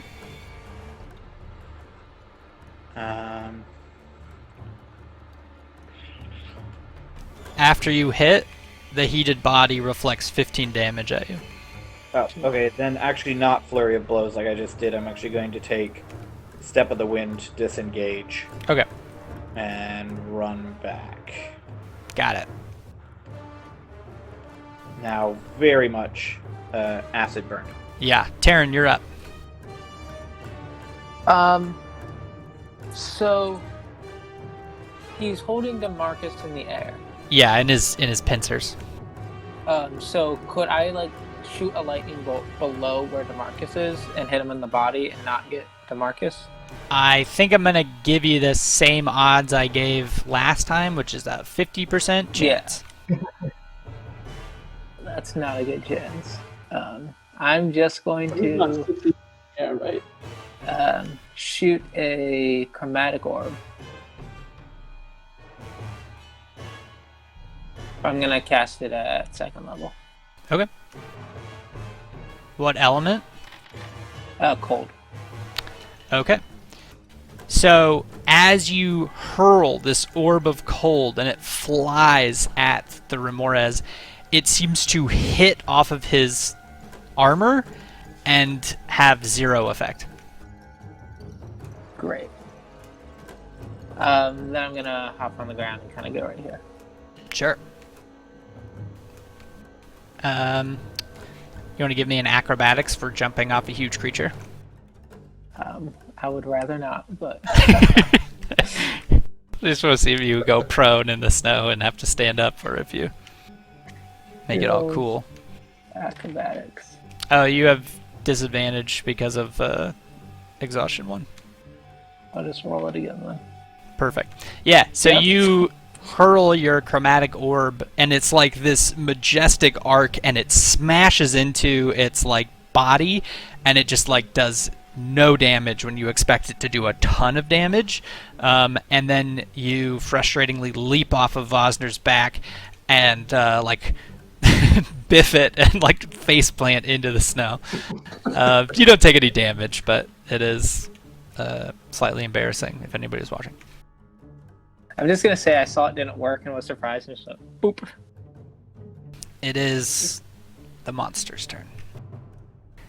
And it is going to swallow DeMarcus. David starts crying. Wait, hold on. Sorry. It makes a bite attack against a creature if the attack hits. Oh, sorry. While swallowed. Okay, undo that damage. So he's back up to normal. And then he makes a bite attack with advantage, which I believe is shift.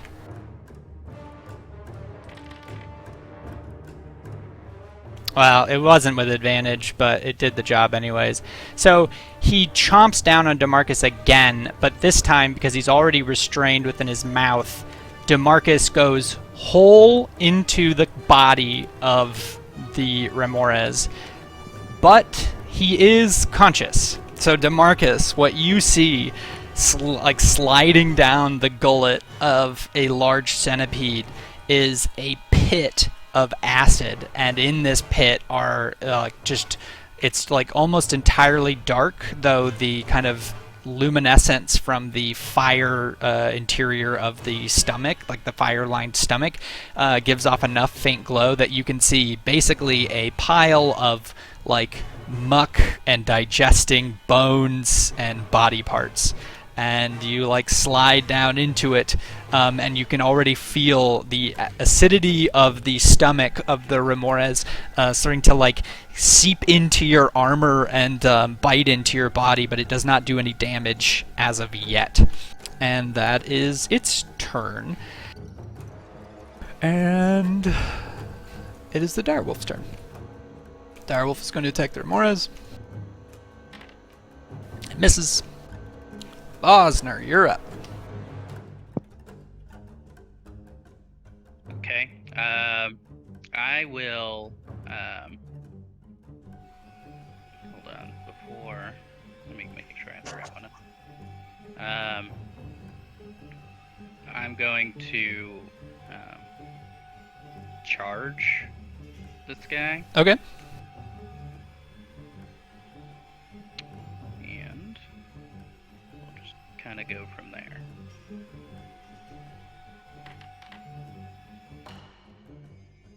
You have to roll the ram attack on him. Okay. The charge is just a bonus damage that it does if you ran 20 feet. Okay. Yeah, so you ram into the Remores. How are you getting there? Do you want to like draw me a flight path here? Yeah. We'll go this way. Come on. Okay. Yeah, okay. So, but Gonna you're try like and right there. Just ram. Yeah, I should be like in front of him. Cool. So yeah, you slam into his core, and it shoots hot magma onto you again, and then it does. Did we already add that damage? Yeah, we already added that bludgeoning damage from the charge because you rolled it first. So that's all good. I believe that's your turn. Unless you want to do something with your bonus action. No. He already has DeMarcus in his mouth, or is he swallowed? Already? He's swallowed. Alright, so yeah, I guess I'll just stay right there for a second. Okay. DeMarcus, you... I don't think you take damage yet. Let me check, though. It is... You take the acid at the start of the Remoraz's turn, so you're not taking the acid yet, but it's coming. What do you do? Okay. I've given this a lot of thought. I think because I could either heal myself or not, and I just think like narratively he wouldn't heal himself. So I think I'm going to. Okay, sorry. Let me give you some things that might change your decision. While swallowed, Yeah, sure. the creature is blinded and restrained. It has total cover against attacks and other effects from outside of the Remores and takes damage at the start of each of the Remores' turns. So you are blinded and restrained.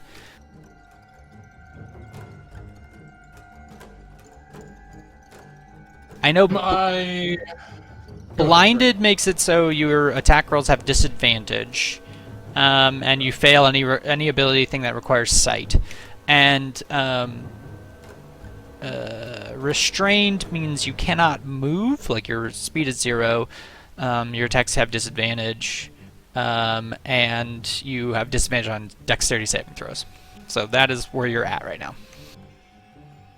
Okay. The whole question is just how much damage that acid does. So, let's see. It doesn't. Seems like would it seem to him, and I don't know. You can answer this however you want. But it seemed to him like actually like using them all as like an attack would be somehow impossible. It feels like you could. It feels like it'd be hard to get a good swing, aka you would have disadvantage on the attack. But you could do the attack. Like you've got your maul. The question is, you do feel yourself slowly drifting towards unconsciousness, and you know that the acidity of this is going to kill you. Right. So, I mean, that's the whole question. Like, if I tried to heal myself, I'm like, I don't like. Doesn't seem like he would. Be like, well, I just have to like live a little bit longer in the stomach of this thing. You know, I don't think that that's like a calculation that you would make. I mean, you could, and you do have lay on hands and stuff like that. You do have pretty powerful healing. Yeah. Yeah. Super risky either way. I guess I'll just use my whole 40, and I'll heal myself for 40, and we'll see what happens. Okay. I'll let you do that. Yep.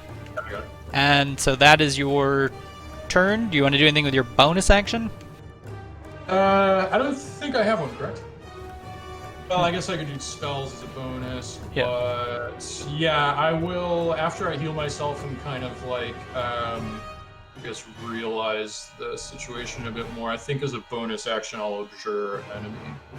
Are you doing the vow where you get Oh, Vow of Enmity, advantage? sorry, yeah, Vow of Enmity, the advantage one, yeah. Okay, so you basically make a vow to destroy this, and a vow of hatred towards this monster that you are inside of. And I'll allow it. I mean, it might say actually a creature you can see, and technically you're blinded. But you know what? I'm just gonna just say like a creature you can touch. I can really feel it, though. Yeah, I'll give that to you. Damon, it is your turn. Yes.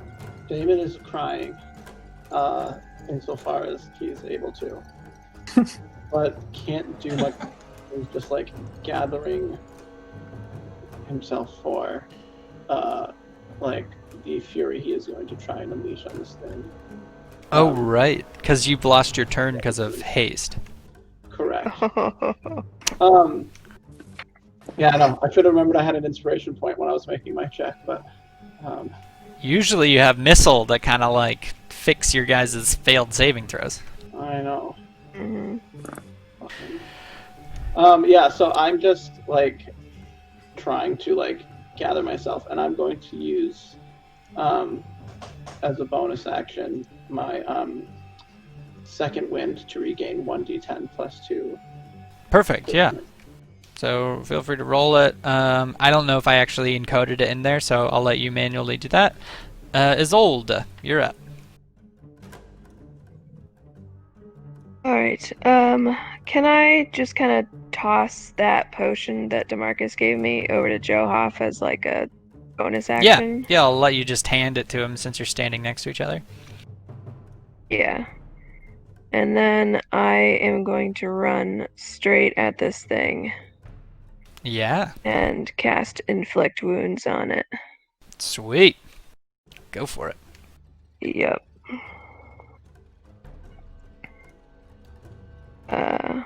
And if I use my inspiration point, that gives me advantage. Sure, yep. Yes, it does. Alright, here it comes. Boom! 4th level? Yep, I thought you cast... How many 4th level spells you got? only the 2. Oh, got it. So that was my last one. Oh, okay. Very well. So, yeah, you run up to this thing and pump it full of necrotic energy, and it starts to, like, wither in front of you and, like, is angrily chattering at you with its mandibles. And is that your turn? She looks enraged. Yep. Okay. Johoff, you're up. Remind me real quick what we decided on what drinking a potion counts as. Basically, you can do it in conjunction with disengaging or with dodging, and it'll consume your action to do it. So the idea is that it's not necessarily as good as a bonus action, but it's not as bad as just like consuming your whole action. You can actually like combo it with something defensive, like running away or preparing yourself for defense. Alright, but either way, there's not really a way for me to attack. Yeah, you can't do it and then be aggressive. What's that? You can't do it and then do something aggressive. Right. Okay. Fuck. I'm not gonna take it yet. I'm just gonna throw a dart. Okay, I think this is your last dart after fighting the rock and throwing all of those darts and never collecting them or buying new ones. Yeah, that's fair. Alright, go for it. For some reason, I thought that in my character sheet it would count down as I threw them, but it doesn't do that. Yeah, we can set it up so it does that, but it's not by default. We would have to program it in. Okay, no big deal. Now that I know it doesn't do it, I'll just keep track of it better. Yeah, it's no worries. Yeah, you throw a dart and it hits like the eye of the Remorse. It's super effective for a tiny dart. Fuck yeah. What else do you do? And then, fuck. Yeah, that's it. Okay. Taryn, you're up. Alright, I'm going to stand up, and go up 15, which is all the movement I have, and then I'm going to drink my potion of greater healing. Okay. So Are you at 2 exhaustion? He's at I'm at 1 exhaustion. Oh, okay. Oh, halved because you got up. Got it. Yeah. At the start of the Remoras' turn, I was like, what the fuck? Dice attacking. The swallow damage is going to hit DeMarcus for 21 acid. So DeMarcus, you're in the belly of this thing, and you pump all of your healing magic into you, and you feel it like fixing your wounds. But then subsequently, you feel the effect of the acid undoing a great deal of that, but not all of it. You did out-heal like basically 2 turns worth of acidity, so pretty smart. And it is going to bite Isolde.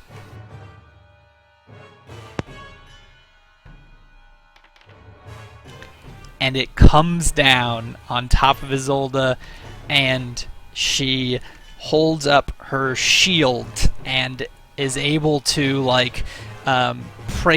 place it in the mouth of the pincers, and so it's coming down on both sides of her, but it is unable to bite her.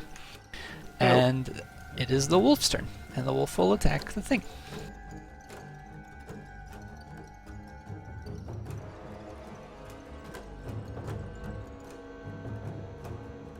And hit for 7. And it will hit back for 9. Cool. Bosner, you're up. Okay. Awesome. Oh darn it, I forgot to Sentinel. Alright, anyway. Vosner will back up a little bit. Do you want a Sentinel Well, no. attack for Isolde? It was just this last turn. It's not like a big change. I'll let you attack it. Yeah, so sorry about that. Yeah, so the hooves attack, not the ram. Right. Just making sure I have the right thing. Not that. Hooves.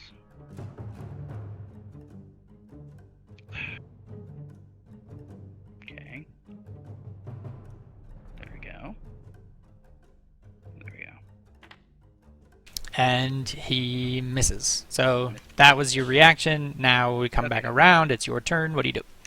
I am going to just continue to hit it. And you come at it with your hooves again, and it recoils in like a snake, super fast. Alright.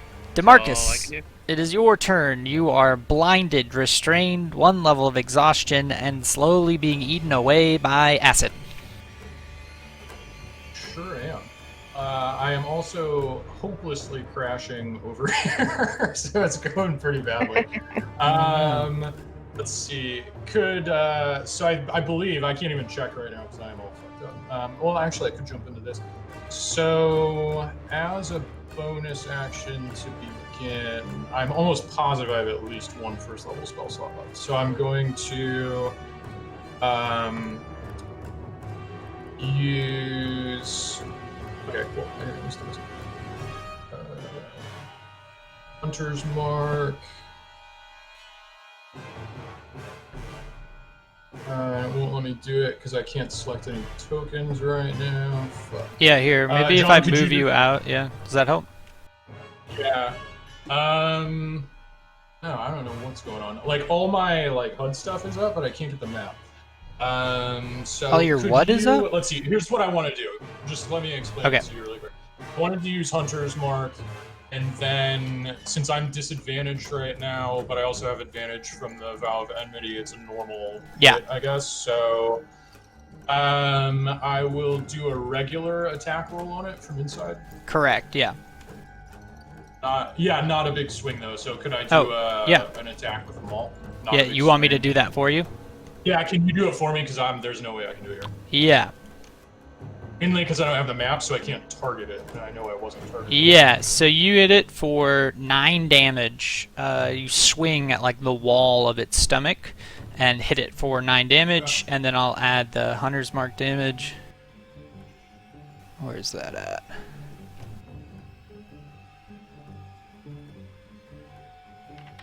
And it hits for an additional 6. So you hit him for a total of 15 damage on your first swing. Okay, and I've got one first level spell slot left because I can't pull up my character sheet. And so I'm going to use it to do one first level Divine Smite. Okay. So it hits for an additional 5 damage, totaling out to 20 damage that you've hit it for with your first attack. Oh, shit. Hold on. I gotta figure out if it does fire damage back to you. Oh, yeah, okay. Yeah, I think it does. Yeah, when it hits it within 5 feet of it, and I'm gonna say being inside of it is within 5 feet. So it's gonna hit you back for 13 fire damage. So as you smash into its side with your maul, a bunch of hot, molten blood comes spewing into its stomach and scorches you. What are you doing? All right. I'm gonna make another attack roll on it. Regular, not a big swing. Okay. Swing kind of doesn't make sense here, and I don't know if I want. Yeah. Okay. You swing a second time, and you hit it for 12 damage, and it hits you back. It's a plus D6 for the Hunter's Mark. Yeah. Yeah, good point. Let me roll that.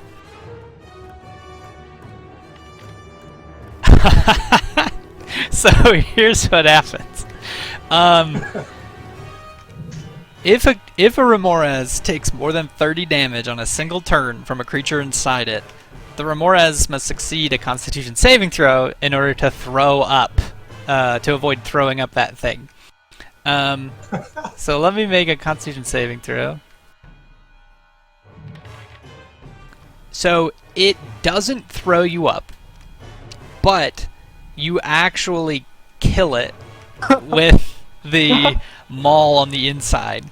And so what happens is you crush it, it doesn't throw you up, and now you are trapped inside of it as it falls to the ground dead. And you are blind and restrained still. I did do the Vow of Enmity, so you know. Yeah, well, I mean, pretty sweet. That's killer.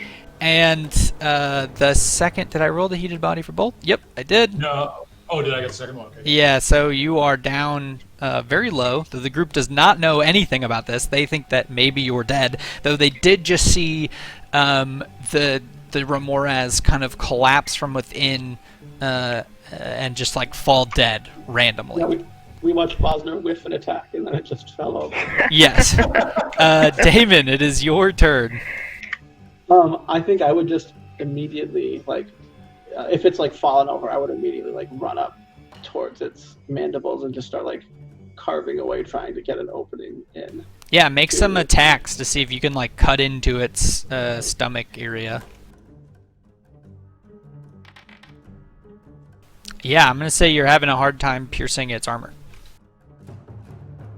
Yeah, I think Damon in his panic would just be trying to get to DeMarcus, and that's just what he focused on. Isolde, it's your turn. Oh shit. Is there any way to cut it open with something like inflict wounds, literally rot it away? I'm gonna say no. Otherwise, I'll just use my axe. Yeah. Then she's just gonna start hacking into it. Sweet, go for it.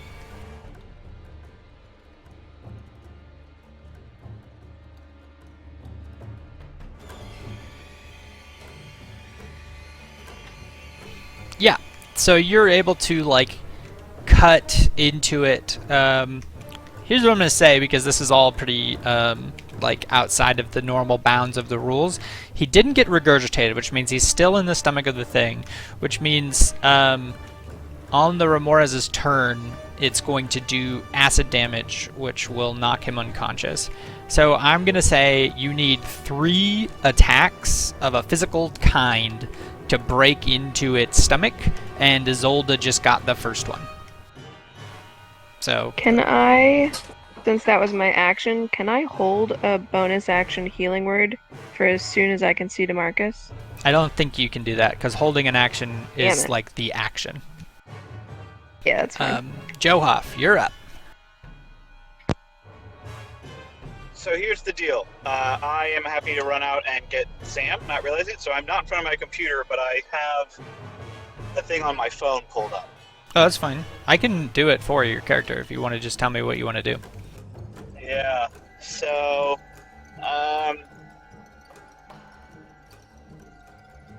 this might literally drop Joe Hoff unconscious, but he is going to try to punch the thing to get it inside to David. Yeah. So Johoff runs up and punches the inside, the stomach of this thing, and I'll just roll it for you. The hit is successful, and it hits you back and knocks you unconscious. So you get 1 additional hit on the stomach of this thing. Taryn, it is your turn. Worth it! Taryn will run up and pull out a dagger and try to help. Okay. And fail, And you miss. which makes a lot of sense. Yeah, and it is the Ramirez's turn, and DeMarcus is going to take some acid damage.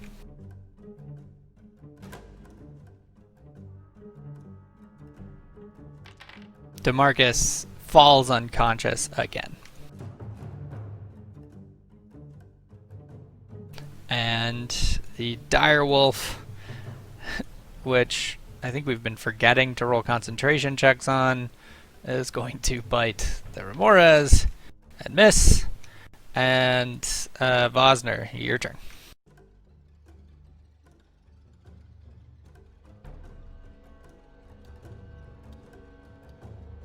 Vosner.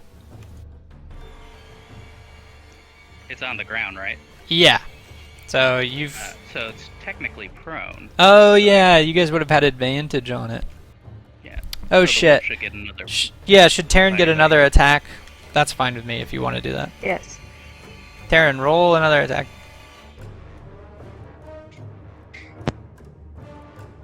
Yeah.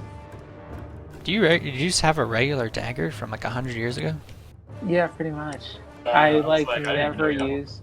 You used it to stab Phaebellus. And yeah, you cut in. So Taryn takes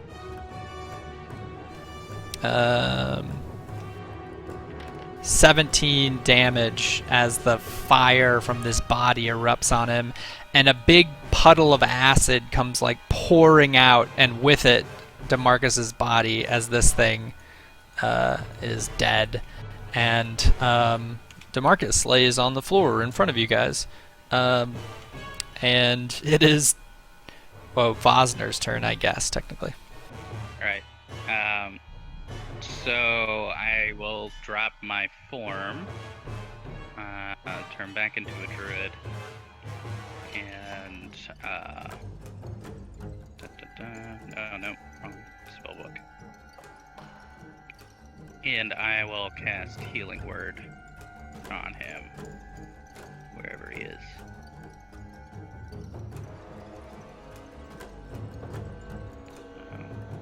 Target him. Healing Word. I'll do it at 4th level. Oh, wow. Okay. Woo! There you go. It's a garbage roll. Yeah, that's really bad. It's the Mylar balloon of healing spells. It's just so effective. Anyways, so that's your turn. You bring him back to life, and DeMarcus, you come to conscious, and next to you in this pile, this like pool of acid that is poured out over the snow, over these skeletons that are in front of you, is Johoff, unconscious, covered in blisters and burns.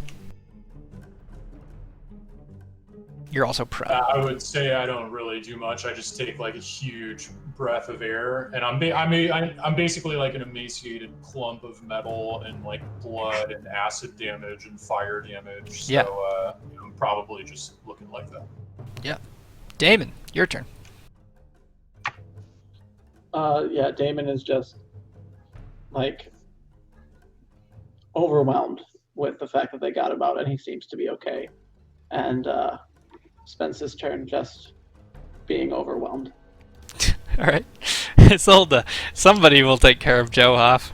We're all pretty chill about Joe. Johoff's unconscious, making death saves over here. What the fuck, everybody? Yeah. Just give him so some ale, he'll be fine. You know? Marcus comes For the to and he record, I- stabilizes Johoff. I still do Pour one have out. that potion. Is it like in my hand? Yeah, no, it is. It's like it's just on the ground next to him. Literally, all one of you has to do is pour it in my goddamn mouth. But that's all right. That's So- we'll just say Isolde gets her turn and Johoff's unconscious. yeah. So Isolde, as this is happening and DeMarcus is returned, is going to drop to her knees and put one hand each on DeMarcus and Johoff and cast, not cast, but use the Preserve Life ability to give them each 20 HP. And then as her bonus action is going to cast Mass Healing Word. Ooh. So she essentially kneels down and is just like crazy radiant magic coming from her right now. Cool. Yeah, feel so free to Mass Healing Word. to do that on I have to everybody. target everybody. And then the preserve life gives how much? It's up to half of the person's HP, but it's only a pool of 40, so I'm gonna assume 20 to each person will do Already added just 20. fine. All right, Johoff's conscious, but 1 point of exhaustion, and then you heal everybody for 1,000,000. Boom. Yeah. It's not really 1,000,000, but it is plus an additional 5. So Oh. everyone can add that additional 5. And you should bake that into the spell. Added? Yeah, it's hard because it depends on what level I cast it at. Oh, good point. Good point. Did the 8 get added to us too, or do we need to add that ourselves? And the it eight did added. get added. I saw it add. Yeah, the 8 automatically added, yeah. Okay. So everybody gets 5 on top of that. And I will say this now: you are effectively out of combat. For now. Whew. Dun dun dun. What else is in these woods? Dun, dun, dun. I don't know. Surprise! It's a tree. Okay, so here's what I'll Yeah, tell you, that just was to shocking. cut ahead a little bit of narrative stuff. I really shouldn't have put all these natural walls here, but on the other side of this tree is a wagon with a cart in it. And if you guys take like a short rest here and sort of like recuperate, what you find is that this chest over here to your right that Vosner and Terran were looking into is unlocked, and it contains about 700 gold and a number of like gems and things like that that are kind of like low worth. So just say like 700 worth of loot. And then on the other side of this tree is a cart that had diamonds in it that were from the mine, so the shipment that you're looking for. And it is a chest full of approximately 5,000 gold worth of diamonds. Jesus. Maybe even enough to pay off Missile's library debts. Library. Perfect. So we're gonna short rest here then. Sure, I mean if you want to. I think we ought to.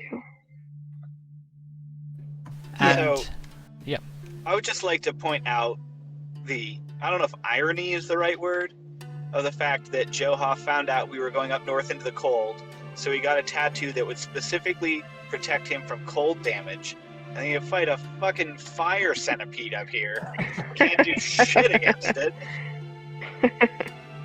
A fire centipede that's immune to cold and fire. Yeah.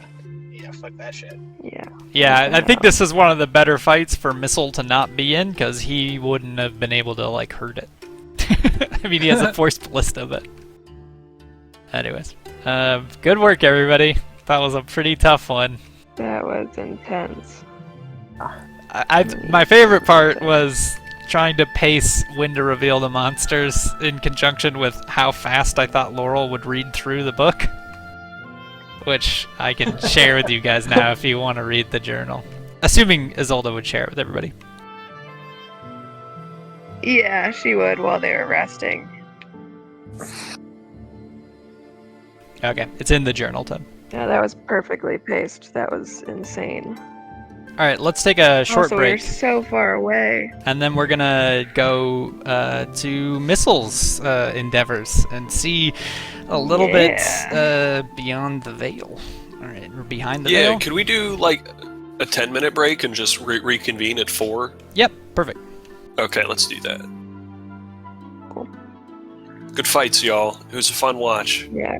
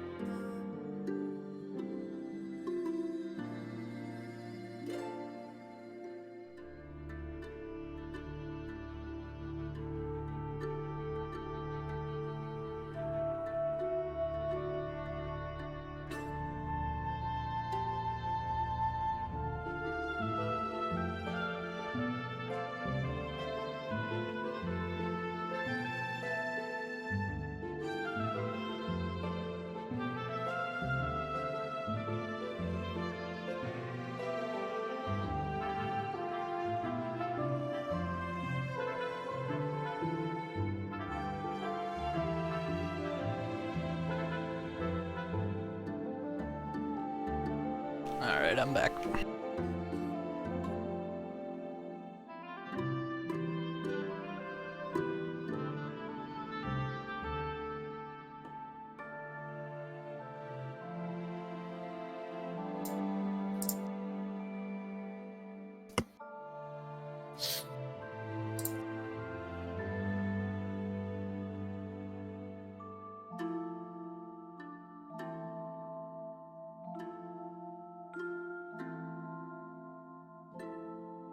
You guys did good. That was a deadly encounter. Holy shit. That was ridiculous. There were a few rolls in there that totally saved everybody. Like the missing on Terran for the second hit, and the creature missing Isolde instead of one-shotting her. There was a lot of like big moments where things could have got bad. I mean, there's effectively it can just keep swallowing people until everybody's swallowed. Wow. That seems really ridiculous. So, if it bites you and it has you in its mouth, could it make a bite attack on another creature? No. So the way basically each of its turns go, this is the reason why it's a high CR monster, but that it's its effect is pretty minimized. So like it can do basically one attack per round, and it can only swallow a creature that it's already restrained. So it has like the effect of it has to bite something, and then the following turn it can swallow it if it wants to. But that's the speed. So it takes 2 rounds for it to swallow anybody. Okay, yeah. Well, that's pretty intense.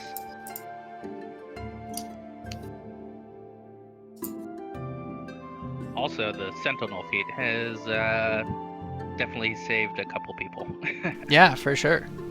Damn. Yeah, sorry, I wasn't paying attention, I just forgot about it. Yeah, it's a hard thing to remember, but eventually it'll be second nature. You'll be like looking for it each turn. The only limitation is that you get 1 reaction per round, so, you know, if you use it for that, then you can't use it for an opportunity attack if they move away from you, so yeah, there are certain limitations on it that make it a little bit less crazy. Yeah, you gotta balance it, so. Yeah. But it is probably one of the most powerful feats in the game. Probably top 3. Yeah. I was considering that or Warcaster because of keeping up concentration. Yeah, I think Warcaster is probably another one you might consider down the road. Yeah. So, John, do you watch Taking 20 on YouTube? Maybe? What's that? I don't know. Maybe not? It's like he's a well-known DM. I'm trying to think what his name is. He's got like short reddish hair, and he does like a lot of various videos on like ranking the current 5e adventures. Oh, yeah. I know this guy. Sure. Yeah. But he was talking about the Sentinel thing, and his issue with it was that there's no... pardon, some asshole is deciding to drive like a... his issue is that there's no like size differentiation in Sentinel, so it is theoretically possible that like a gnome could use Sentinel to stop a dragon in its tracks if you manage to hit it. Yeah, so that I actually agree with that 100%, and it's one of the reasons I guess we hadn't talked about it because it hadn't come up, but I wasn't going to allow for Sentinel to restrain a target that's bigger than your size. I think the reason why it's not a big deal for Vosner, and I wouldn't like cripple his character or like make that ability like totally shitty, is that as like a fucking Great Elk, he's huge size, so he can Sentinel and stop things that are huge. So I think it actually, like, by changing it so it's only things the same size as you or smaller, I think it actually makes it really cool for a Moon Druid, because the bigger you get, the more stuff you can like hold in place. Yeah, I agree. That's actually turns into a really neat mechanic. Agreed. Yeah, I was looking at the CR3 creatures whenever I get to them, and being a giant scorpion seems fucking dope. Yeah, I But think it's essentially one I of the get, better like, ones. The what? I think it's one of the better ones. Yeah, so I guess I essentially almost get 3 attacks, right? So I get 1 per claw, because I got 2 claws, and then I got my stinger. Yeah. No, it's a big upgrade. I mean, you were basically going from CR2 to CR3, right? I mean, that's the big leap. Yeah, that's the huge leap.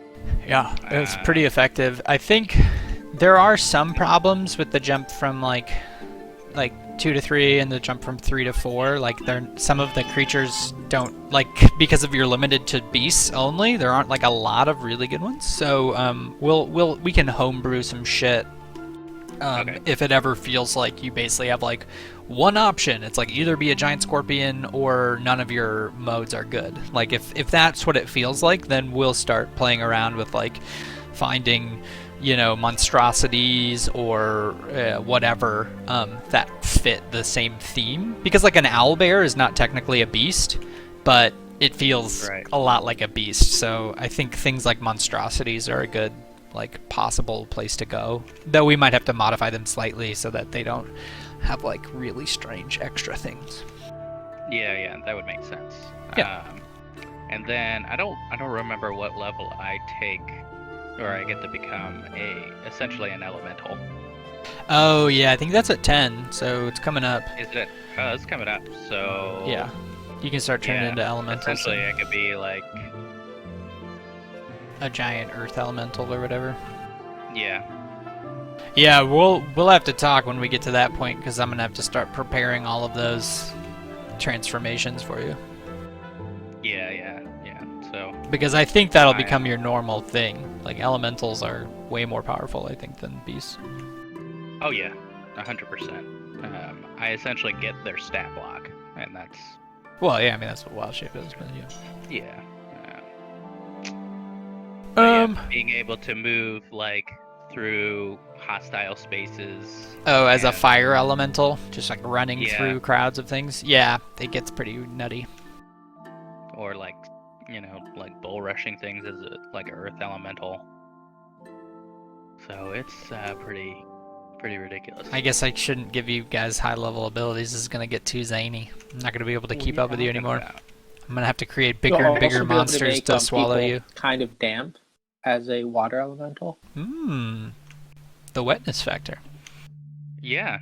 So I can splash some water, and then Terran can electrocute them for bonus damage. Yeah. I think that's how that works. That checks out. Perfect. You said yes, so it must be true. Yep, and then I will totally retcon that and change my mind on it later, like any good DM. Consistency only makes the players feel good, and I can't have that. What God says in passing is true.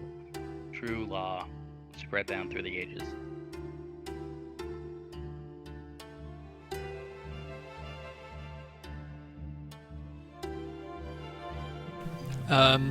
Okay, is Dylan back yet? Yeah. Okay, Dylan.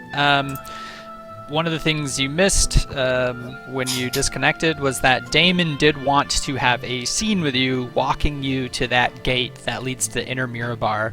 And so he just wanted to chat you up, and I told him I'd let him do the scene after you came back and after we finished that trek thing.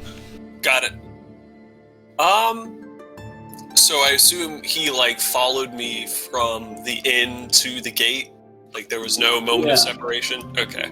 As you were leaving, I would have just said, "Master Missile, allow me to accompany you to the inner city gates." Upon if you were coming up from behind him, if you said "Master Missile," he would have went, "Oh, Damon, it's just you. Sure, you may follow me to the gates." But he would look a little kind of like perturbed, not too perturbed, but a little perturbed. Yeah, Damon would just continue walking with you and say, "Master Missile, your health is deteriorating quite rapidly." This is true. What do you think is going on? Well, as a academic, I'm not used to being outside for too long. So I do believe I'll still attribute all of these maladies to being out in the cold for longer than I'm used to. I see. And you think it would be wiser to go to the library than to seek professional care? Oh, absolutely. Everything the professionals know can be discovered in the library anyways. You see, if one does their own research, they can become as wise as the medicine doctors themselves. I have lived a very long time, Master Missile, and though knowledge can be acquired from books and libraries, I have never seen anyone make a recovery at the speed I think you may need from simply doing research. I do appreciate your your concern, Damon.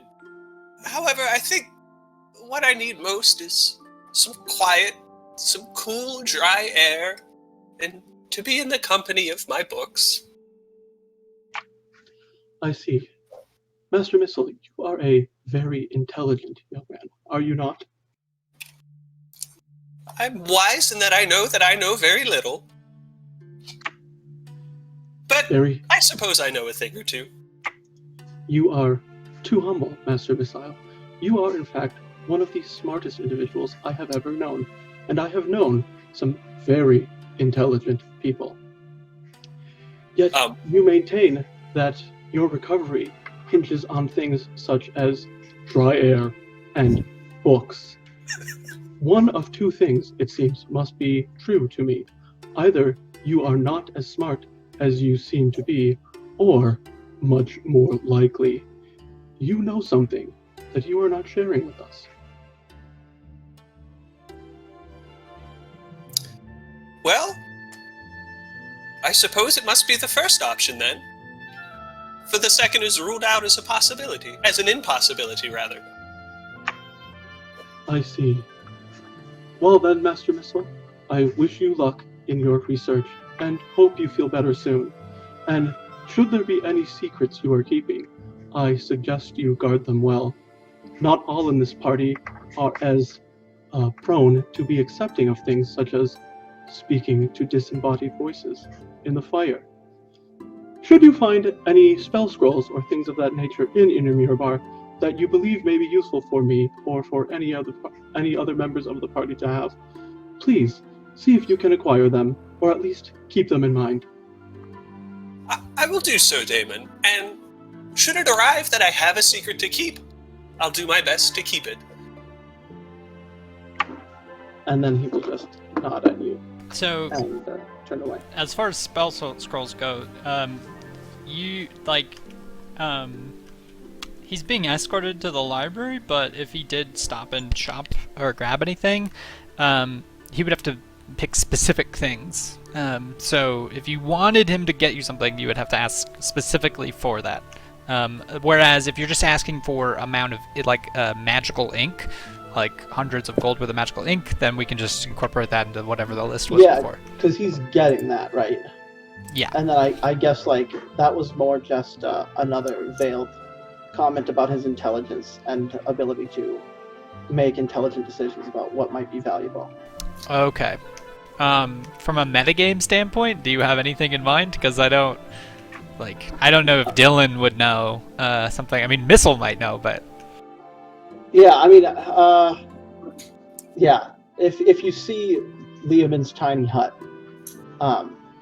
or anything else that allows for the creation of shelter from the elements, that would be like what Damon has in mind. But he's I feel like that was more narratively just to be like, I know that you are intelligent, and so it's not that you're not smart enough to know something's wrong with you. Gotcha. Yeah, no, Missile's somewhat preoccupied with excessive preparation, so I think he'd be after a spell like you described. Perfect. Yeah, so from the metagame standpoint, if Missile finds Leomin's tiny hut, Damon wants that. Got it. Oh, okay. I think that's a 3rd level spell. So, okay. So, as you kind of arrive at the gates, and you say these kind of words, a figure approaches and says, Master Missile, I presume? That's me. Come right this way. And he says, you're going to have to leave your mining automaton behind. It's not allowed, and you do not have clearance for one.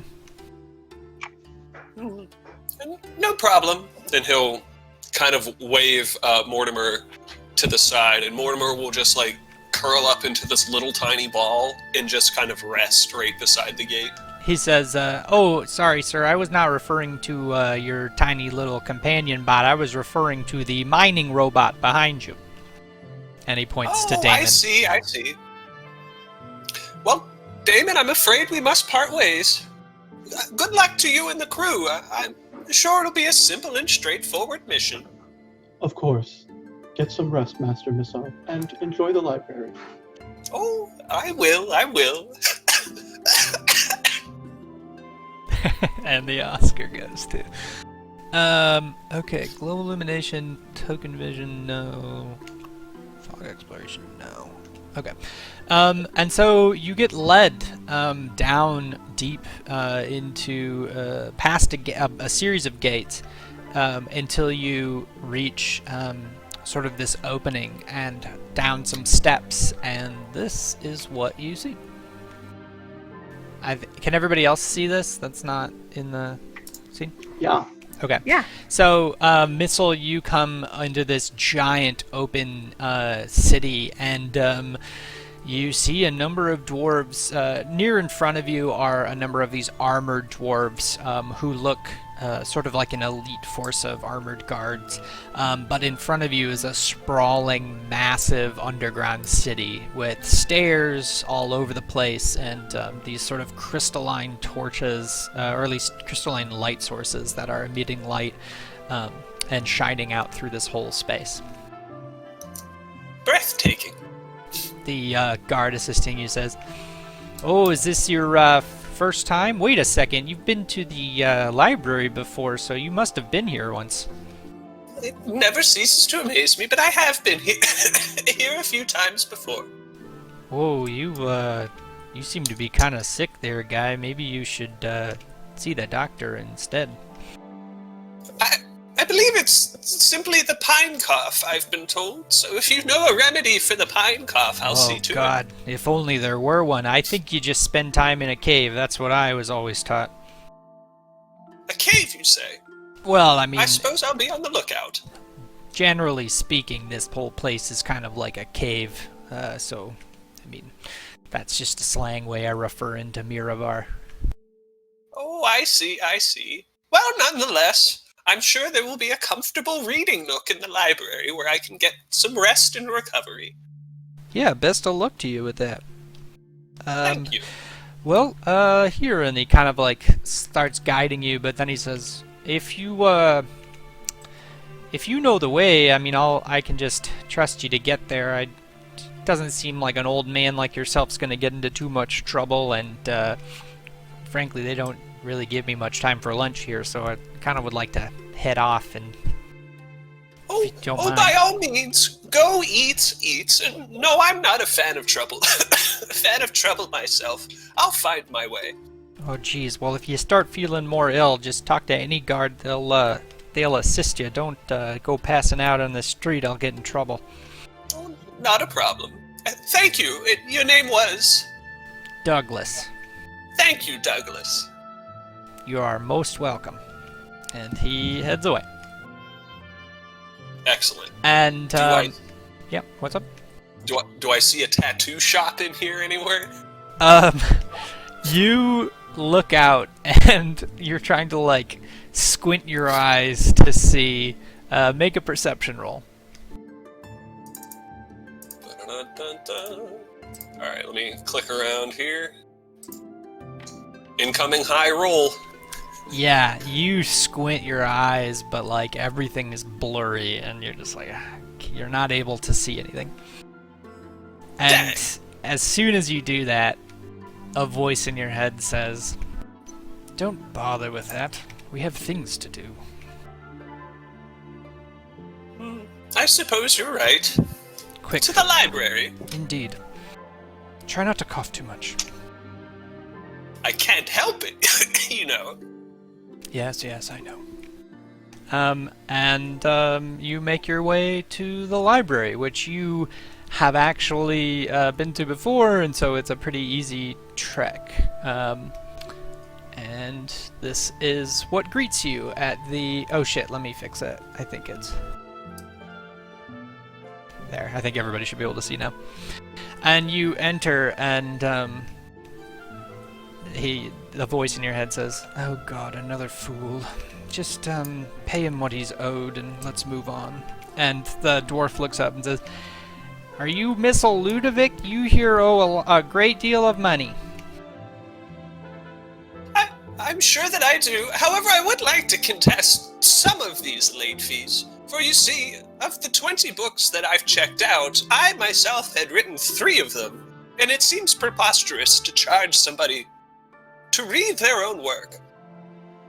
Oh, I hadn't even thought of that. Let me check the records here. And he's like going through all of it. And in your head, there's a sigh.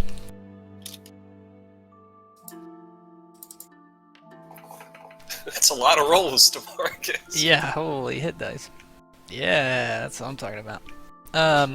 Anyways, so yeah, he a few minutes goes by and he says, "Well, you're right, but I'm not sure I buy your argument. So if you want to make a persuasion roll, feel free." Let me do that. And then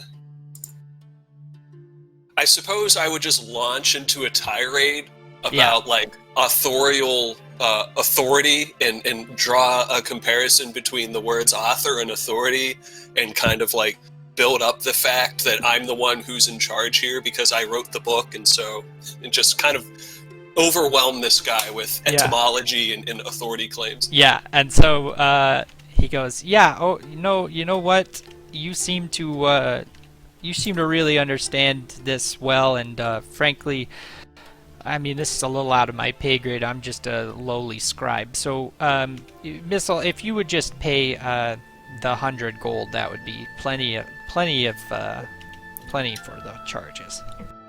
Easy enough. I suppose this is your salary, so here you go. And I'll give him 105 so that he gets a little tip for himself. Oh, sir, you gave me a 5 extra here. He'll wink knowingly. You keep that for yourself. Oh, wow, sir, that's, you sure are kind. Yeah, welcome to the library. You are cleared for entry.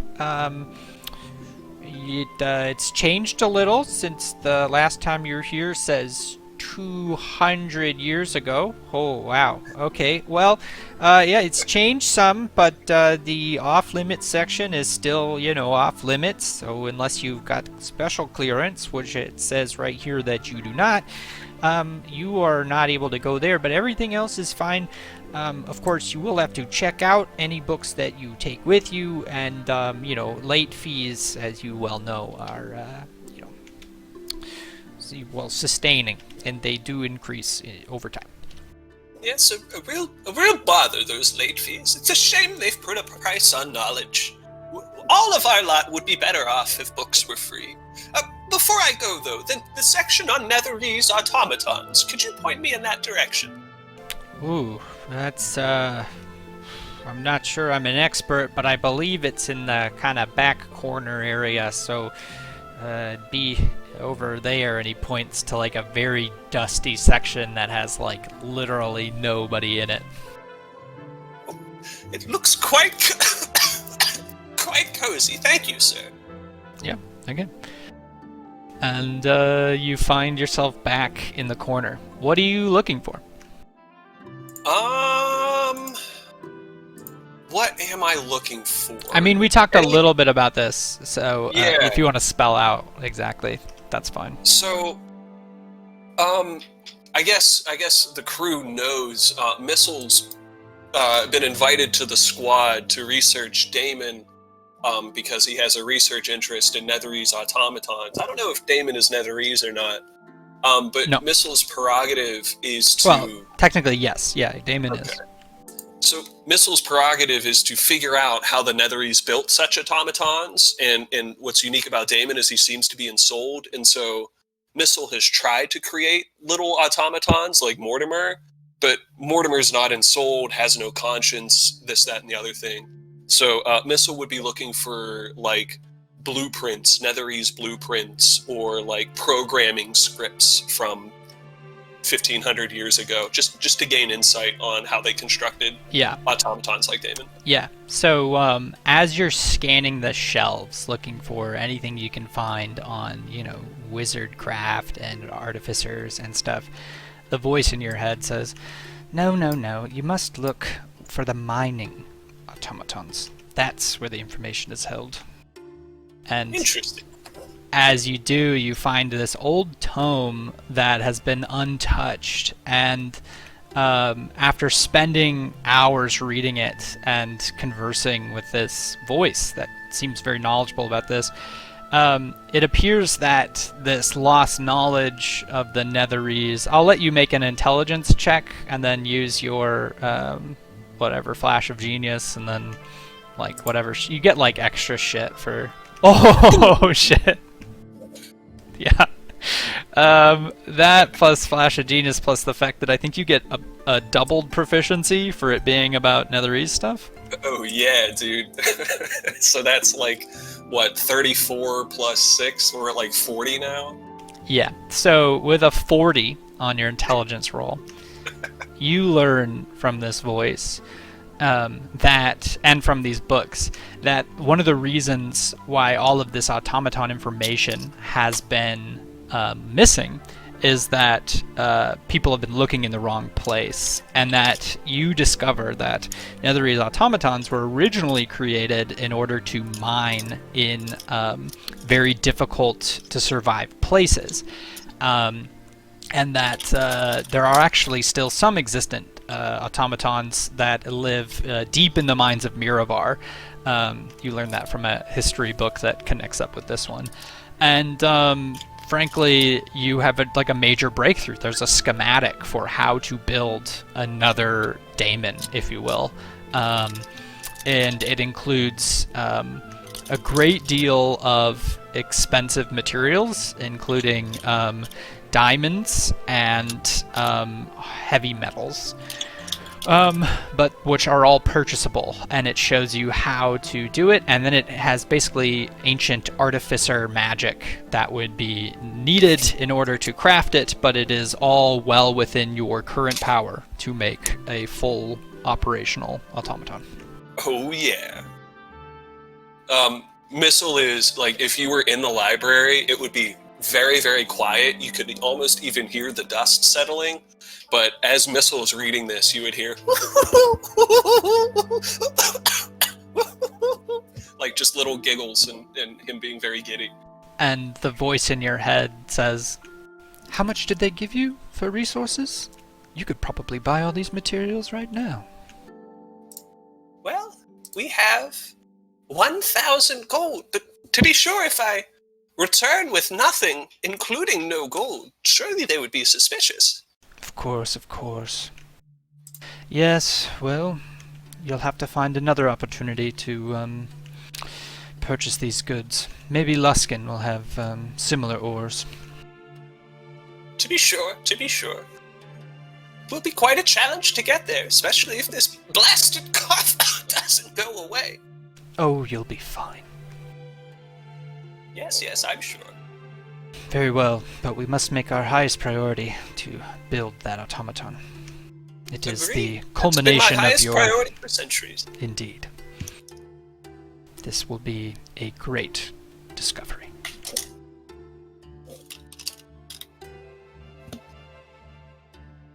A Mr. Burns style excellent is in order, I think. Yeah. Excellent. And if there's anything else you'd like to do. Let me see. Let me check my notes. Yeah, I mean, there was purchasing those goods, and I'll let you let's see. Would Missile have remembered in a day where he made like his greatest discovery in 400 years to like go and do all the shopping?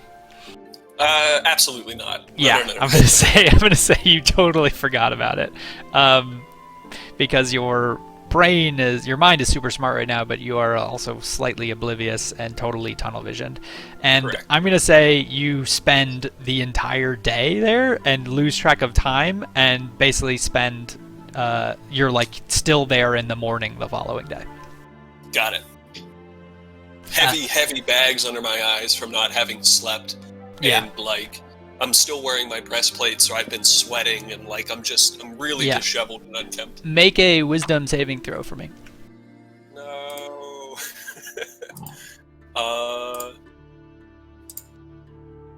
Is this against magic? This saving throw? Yeah. Okay, because Gnome Cunning gives me advantage on wisdom saving throws against magic. I didn't know if that applied to this. Yeah, I'll say it applies. All right, let me do that. Okay. I will mark down something.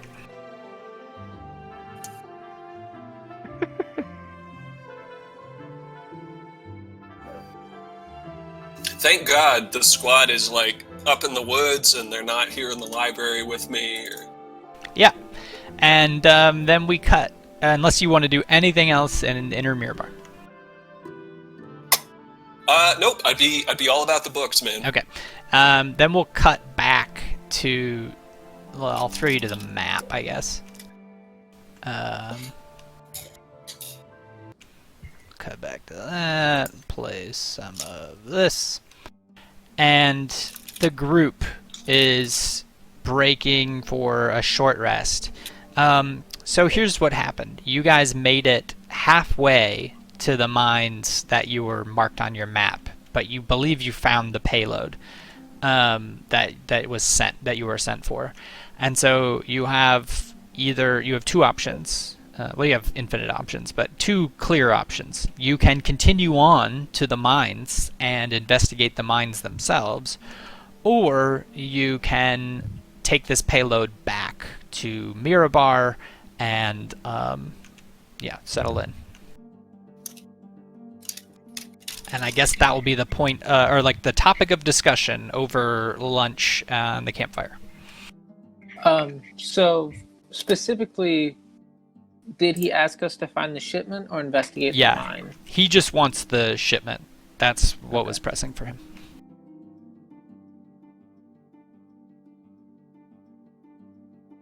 Yeah, and it seems to be the case that like these are the diamonds that he was looking for. Like this is the convoy that was attacked. Correct. Right. If we weren't so injured, that might mean something else, but since we've got what we needed, it might be wiser to go back and see if we can rest up before we have to head out again. Yes, I think that was enough for one day. And I just want to apologize to you guys. I was acting a little bit rashly, and I really should have kept the party together. I put a lot of people at danger. So, DeMarcus, I'm sorry for you having to experience that, and sorry to you, Taryn, for the same. I was just being foolish. Accept your apology, Fosner. Don't worry about it. We should go. I won't be able to fight if we meet anything else. I don't know what we would find in the mines, but I'm not strong enough to do much at this point. Yeah, I mean, if you'll be happy with the shipment, I don't see any reason to press on further, especially in our state.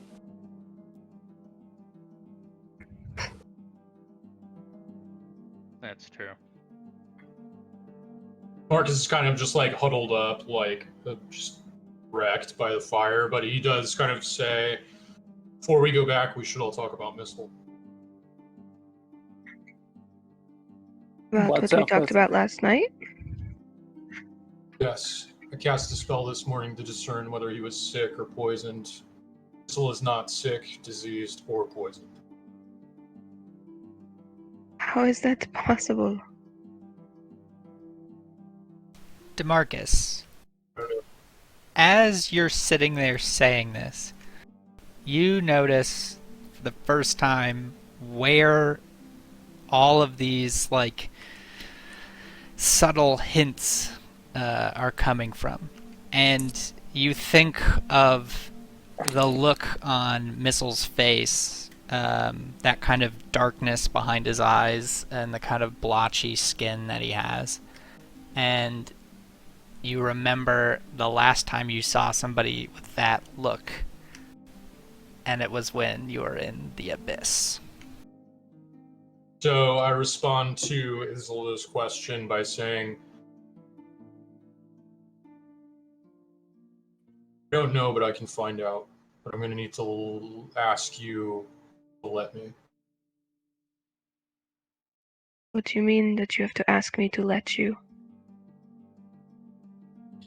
You may need to... Well, hold on. I'll interrupt you just a second. Yeah. It reminds you of the effects of right, corruption. Yeah. No, I'm picking up what you're laying down, yeah. And that is something that you do know how to deal with.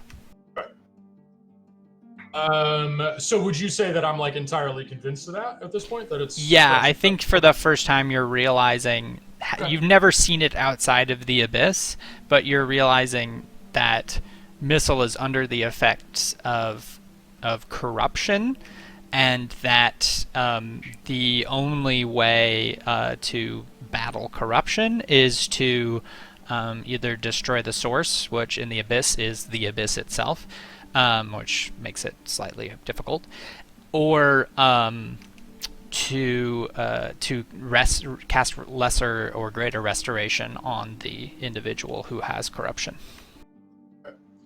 Is it lesser or greater? Either one works. They just work in different degrees. Okay.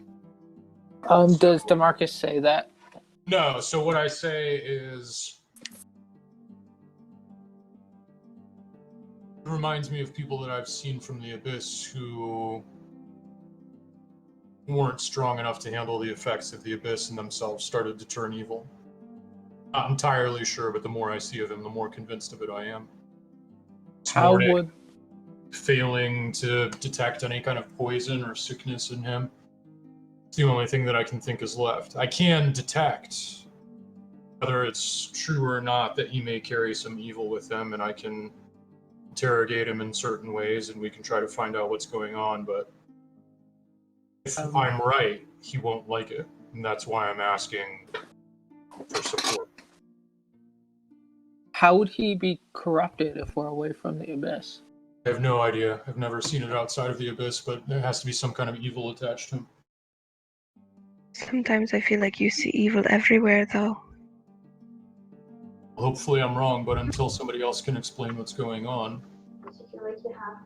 Would the process of curing him of this corruption be dangerous to Missile? I don't believe so, but I won't be able to tell until we actually figure out what's happening to him. And how can you be certain that this is the case? How can you be certain that you are not simply mistaken in your assessment of his wellness? Well, I can use as much magic as I can. That's certainty enough for me. Till then, we'll have to rule out other possibilities if you don't believe me. But eventually, if I'm right, I think I will be able to prove to you, unfortunately, that it's evil that's taking him.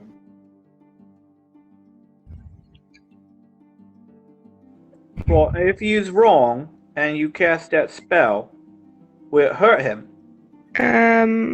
Isolde initially looked like she didn't believe you, but she's slowly starting to look like she might. Want me to speak with him? If you're present, we'll see what he says. Would there be danger in simply waiting and seeing what happens? Yes.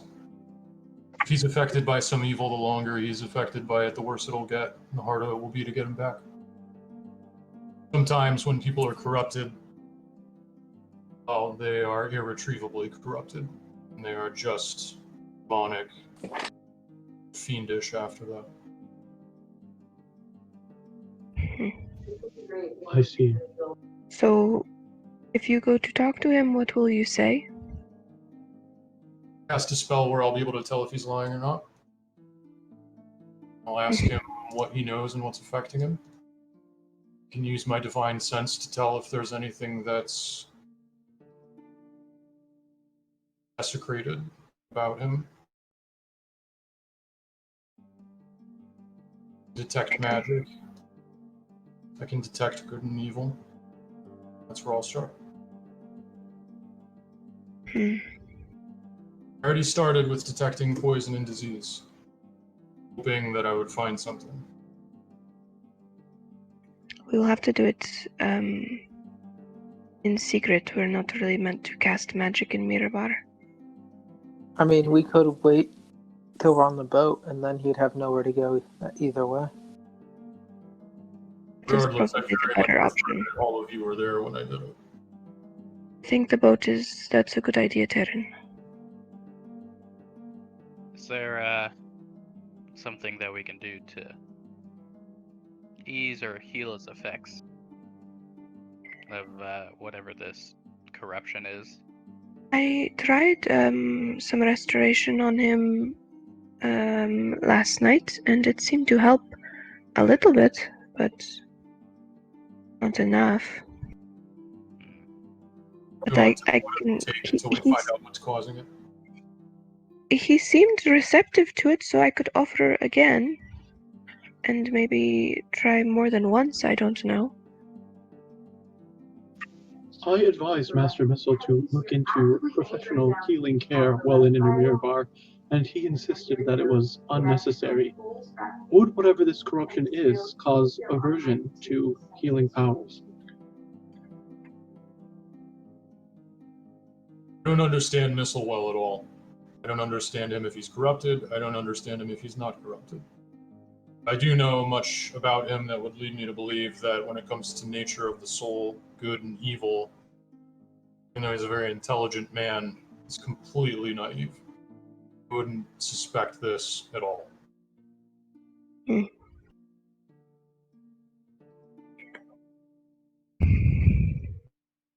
Well, we will wait then until we're on our journey before anything is said.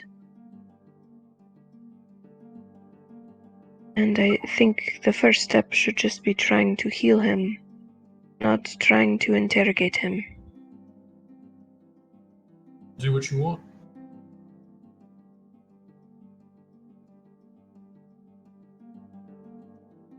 Right. Okay, so you guys are planning to head back to Mirabar rather than going to the mines, and you are gonna just leave right there from then? What time of day is it? I would say it is 2 p.m. Yeah. We're doing a short rest, right? Yeah, you got your Yeah. short rest in. I don't know if you've all clicked that or not. So we're just I'll gonna not spend- go to the dungeon that John spent 3 days working on, I think. It's alright. That's how that goes. I mean, if It's alright, we'll go there soon enough. you get your ass kicked on the first fight, what can you do? She's gonna spend some time with her healer's kit wrapping the burns and acid damage on DeMarcus and Johoff. It's actually a lot more narrative work for me to have you all recreate characters and tie them into the story, so it's better if you don't team wipe. It's just gonna be Missile and a new band of dwarves. Just all the shipmates of the boat. I love it. Okay, anyways. Yeah, you guys rest, and you head back to Mirabar, and roll me a perception check on Isolde, a survival on Foster. Okay. Skills. Rolling high. And let's have You guys are at half pace, so you're going to have to push into the night, or DeMarcus is going to have to ride on somebody. You So he's mean summoning right on Vosner because he can turn into a giant? Yup. That's what I figured. So, All right. yeah, you guys are able to push back. Make a athletics check as a giant elk, if you can figure out how to do that. On Bosner. I gotta put the token out there. I think you can just click it from the character sheet, but Can I? Okay. I'm getting to it. Skills, perception.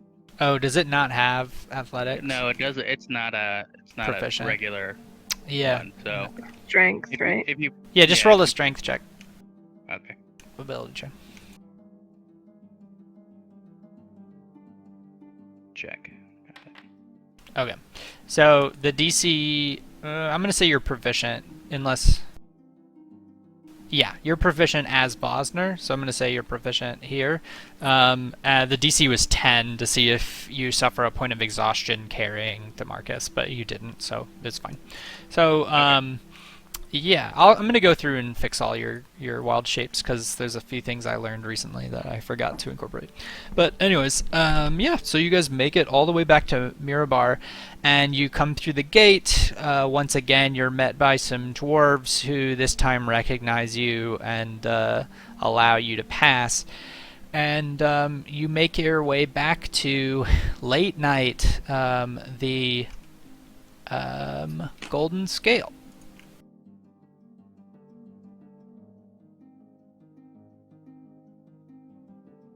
But Missile is not there. And let me turn off that and turn on...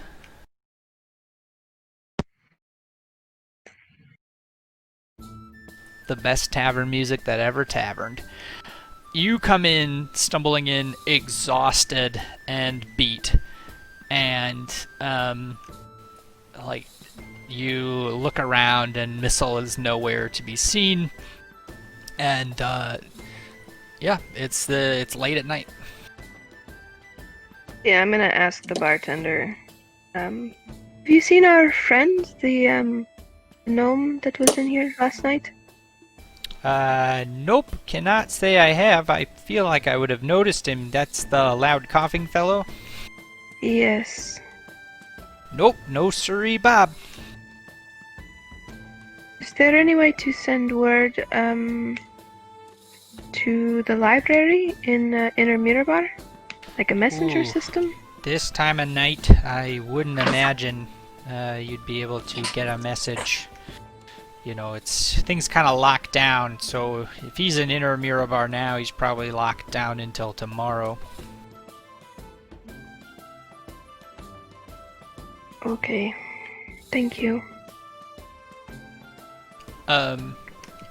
So, quick cutting to, or actually, no, you guys can keep going. Just wanted to try something later. Yeah, she's gonna have a drink. Okay. Joe could probably be talked into having a drink. Marcus is also having a drink, but he's like wrecked right now. Yeah. DeMarcus is like limping at this point. He's very fucked up. Vosner will do the same. Yep, so would Tara. Okay, so the 5 of you drink. What does Damon do? Damon just watches them drink. Awesome. That makes Joe After we've had like an ale or two, she's gonna ask to Marcus, what was that like? What? You know, being I guess eaten by that thing. Horrifying. Yeah. I don't know what you were doing in there, but it killed it, so I'm glad you kept fighting. It was close, but wasn't anything else to do really at the end of the day. That's why I walked up into it in the first place. Better to swallow me than anybody else in the party. Except maybe Damon. When you said it was horrifying, you could have seen like Damon's hands twitch a little bit.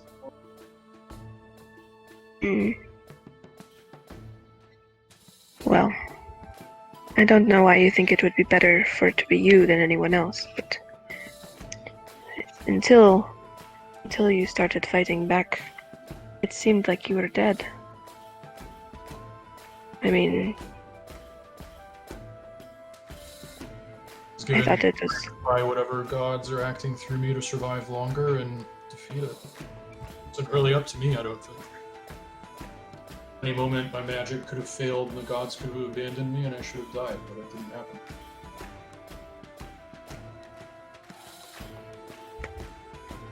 Yeah, Dilhoff is gonna. I'm glad it didn't happen this time. Me too. I don't know if we'll always keep getting so lucky, but there's nothing else for us to do but keep going.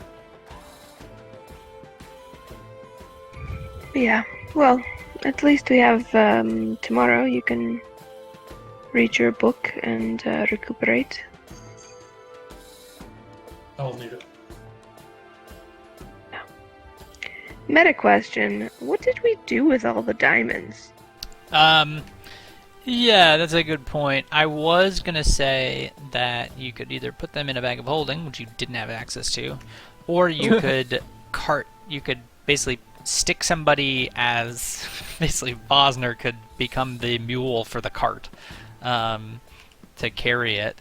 Though I started thinking about it and I realized that like maybe the like stuff would be easily distributed amongst you guys, and you could just like put it in bags, and so that you've got like a backpack that has whatever it was, 5,000 gold worth of diamonds, and then another bag. I hope you kept track of all that stuff. We can listen to it back on the replay though. But yeah. Yeah, I wrote it down. And a frozen journal which has thought. Better update it in the system. Nope, won't do it. So what is that book about? The one that you keep reading? Well, it's about all the gods. Dorn gave it to me. It was his own personal book. It actually has a lot of helpful information in it, but also a lot of Dorn's personal information. Oh. That is nice to still have your teacher with you. Very nice. No, I don't know where I'd be without it. Are you... Difficult time right now. So you are conflicted about something? Yes. Since, well, weeks now, if not months, I haven't quite known which gods speak through me and what my purpose is. So, seeing Lawrence's book and his own struggles with faith has been one of the few comforts and sources of direction that I've had in all this time. So you are not... The past few months that my direction has been very unclear to me for the first time in my life. You are not so certain about Kalimdor? No. I haven't been able to discern which divine powers act through me for some time. Could be Kalimdor. There are reasons to think so. It's not like it was. I'm not sure what you mean, that you are not sure. Is it just Orm and Kalimdor and you're not sure which is more dominant, or that you feel like you are being led by something else entirely? I don't know which is dominant. I pray to Kalimdor most often because Kalimdor was the last god to have a very deep connection with me and give me direct guidance. But I haven't felt that Kalimdor has really directly given me guidance in some time, and I don't really feel as though I did when I was with Kalimdor, especially in Mossstone. It's very clear what I had to do in Mossstone and who was giving me their divine powers and their blessings at that time as we fought the cult. But after we fought the cult and moved on from Mossstone, Kalimvor may not need me anymore. I don't know if Kalimvor still sees me as his instrument, or if the nature of my oath is changing and it's some other god. There is some kind of divinity acting through me. Feel sometimes a bit like it's Kalimvor. For instance, when we were on the river and all the dead were directing the boats and all around us, it felt very much as though Kalimvor was acting through me in that moment. Other times it seems a little different. The dead weren't actually directing the boat. Oh, sorry. It's fine. DeMarcus thought that. He can be wrong about it. Yeah. I kind of like that being DeMarcus's headcanon. Yeah. Though he was the only one to perceive them under the water, not doing anything, just menacingly waiting. Spooky. Um, Well, I hope you find some clarity. And with that, DeMarcus would kind of like get up and sort of like bow to everyone and like limp out basically and go to sleep. Johoff will turn. Johoff will Sorry, turn Joe, to. before he does, he's actually going to say, just keep an eye on Misshole when you're in the room with him. And then he's going to leave. Johoff is going to turn to Isolde and go, "Did he just fucking bow?" He's a very proper man when he wants to be. Fucking weird, what it is. It must be one of those royal city human things. I don't mind it very much.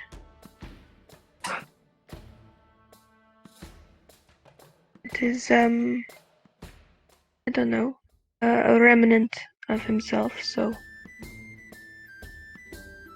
why not? Do you think DeMarcus may ever reattain his position? I'm not sure. It seems like it is, last we knew, the conflict in Tedir wasn't as bad as before, but things have not been sorted out with Lady Granix as far as we know, so it could be just as much of a conflict, if not worse, now. I suppose eventually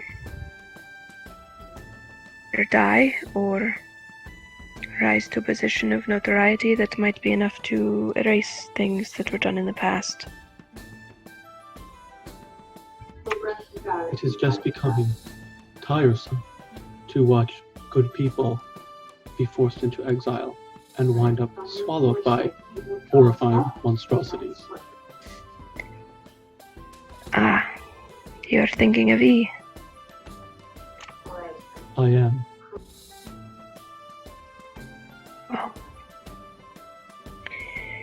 yes, it is hard to see people forced into these positions, but we had a different outcome today. Yes, but it is difficult to reconcile that these last moments would have felt, in DeMarcus's words, horrifying. Well, I tried really hard to bring him back, and I got the sense that whatever plane, whatever realm he ended up in, I think he was reunited with the person that he was missing. So, a brief bit of horror was traded for something that he had been waiting for a long time. I have to dwell on it as something that is permanently horrifying. You are right, of course, Captain. It is just something I should work on. It is hard. It never gets easier to see someone in that position. Perhaps I could ask Master Missile if he could forge some electronic or mechanical form of alcohol for me to enjoy with you. You don't have to drink to enjoy a drink with us, Damon. It is just a time for us to be together and talk. But it wouldn't fucking hurt if you could figure out a way.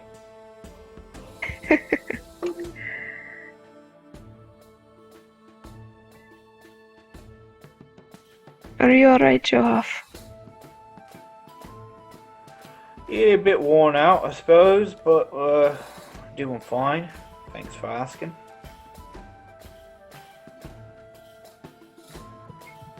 Do you want to talk about what happened back there in the fight?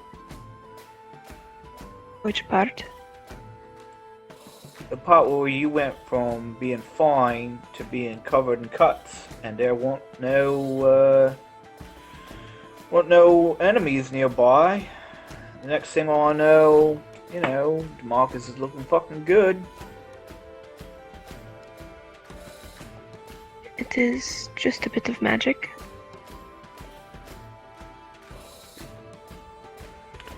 Yeah, I will admit I doesn't know a lot about magic, but that certainly seemed more than just a bit of magic. My god, Ilmater, is the god of martyrs, and those that carry the burdens of others, including their pain. That bit of magic is an exchange of my life for the other person's. So I will suffer to bring them healing. Right, but here's the part I doesn't understand. Hasn't you also healed us without the part where you suffer? I have, yes. It is not as powerful. I mean, you've seen me do sort of lesser magics of healing, and none of them would have restored DeMarcus to nearly fine. Not without that sacrifice.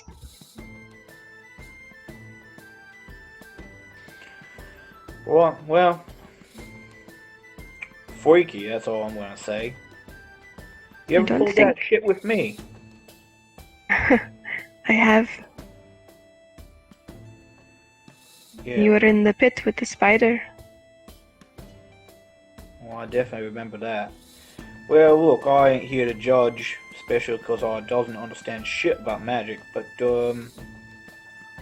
just bear in mind that you are more important to this group than I will ever be, and I'm alright with that.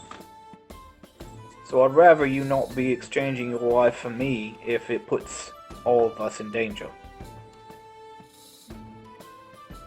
Oh, I'm not really thinking about who is important to the group. At the time, it is that you are important to me, and thus I make that decision for myself. But It's very touching. I understand.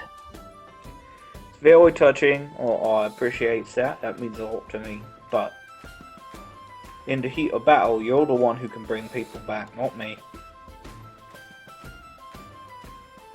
So you would have me act differently then? It's not my place to say.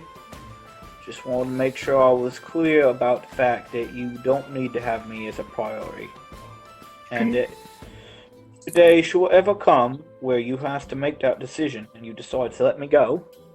Just know that whatever the fuck happens after we die, I will not be thinking badly of you or holding you responsible. Understood.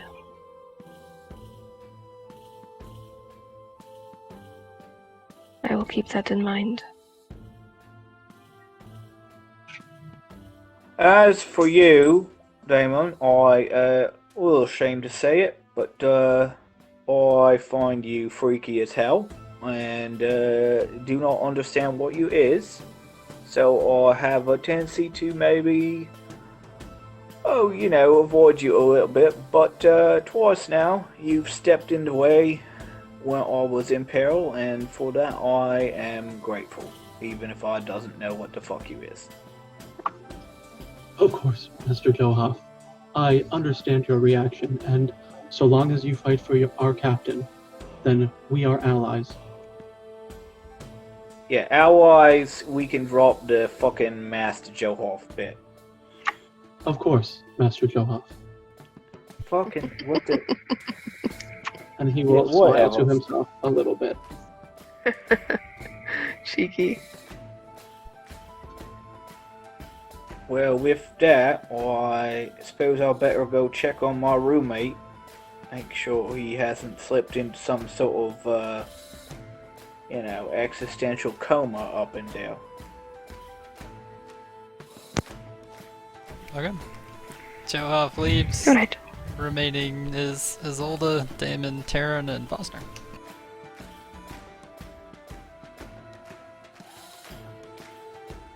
Do you guys have anything else you want to say? I don't think so. Okay. Terran's Yeah. just kind of like keeping to himself and I would maybe sipping his ale. ask if there was a time we should have been expecting Missile to have made it back. Well, from what I understand, he should be back waiting for us with supplies. Yes, I am quite concerned, but the bartender said that the gates between the inner and outer Mirabar come locked at a certain point, so if he is still at the library, then he is stuck there. And if he is in outer Mirabar, then I don't know where he is.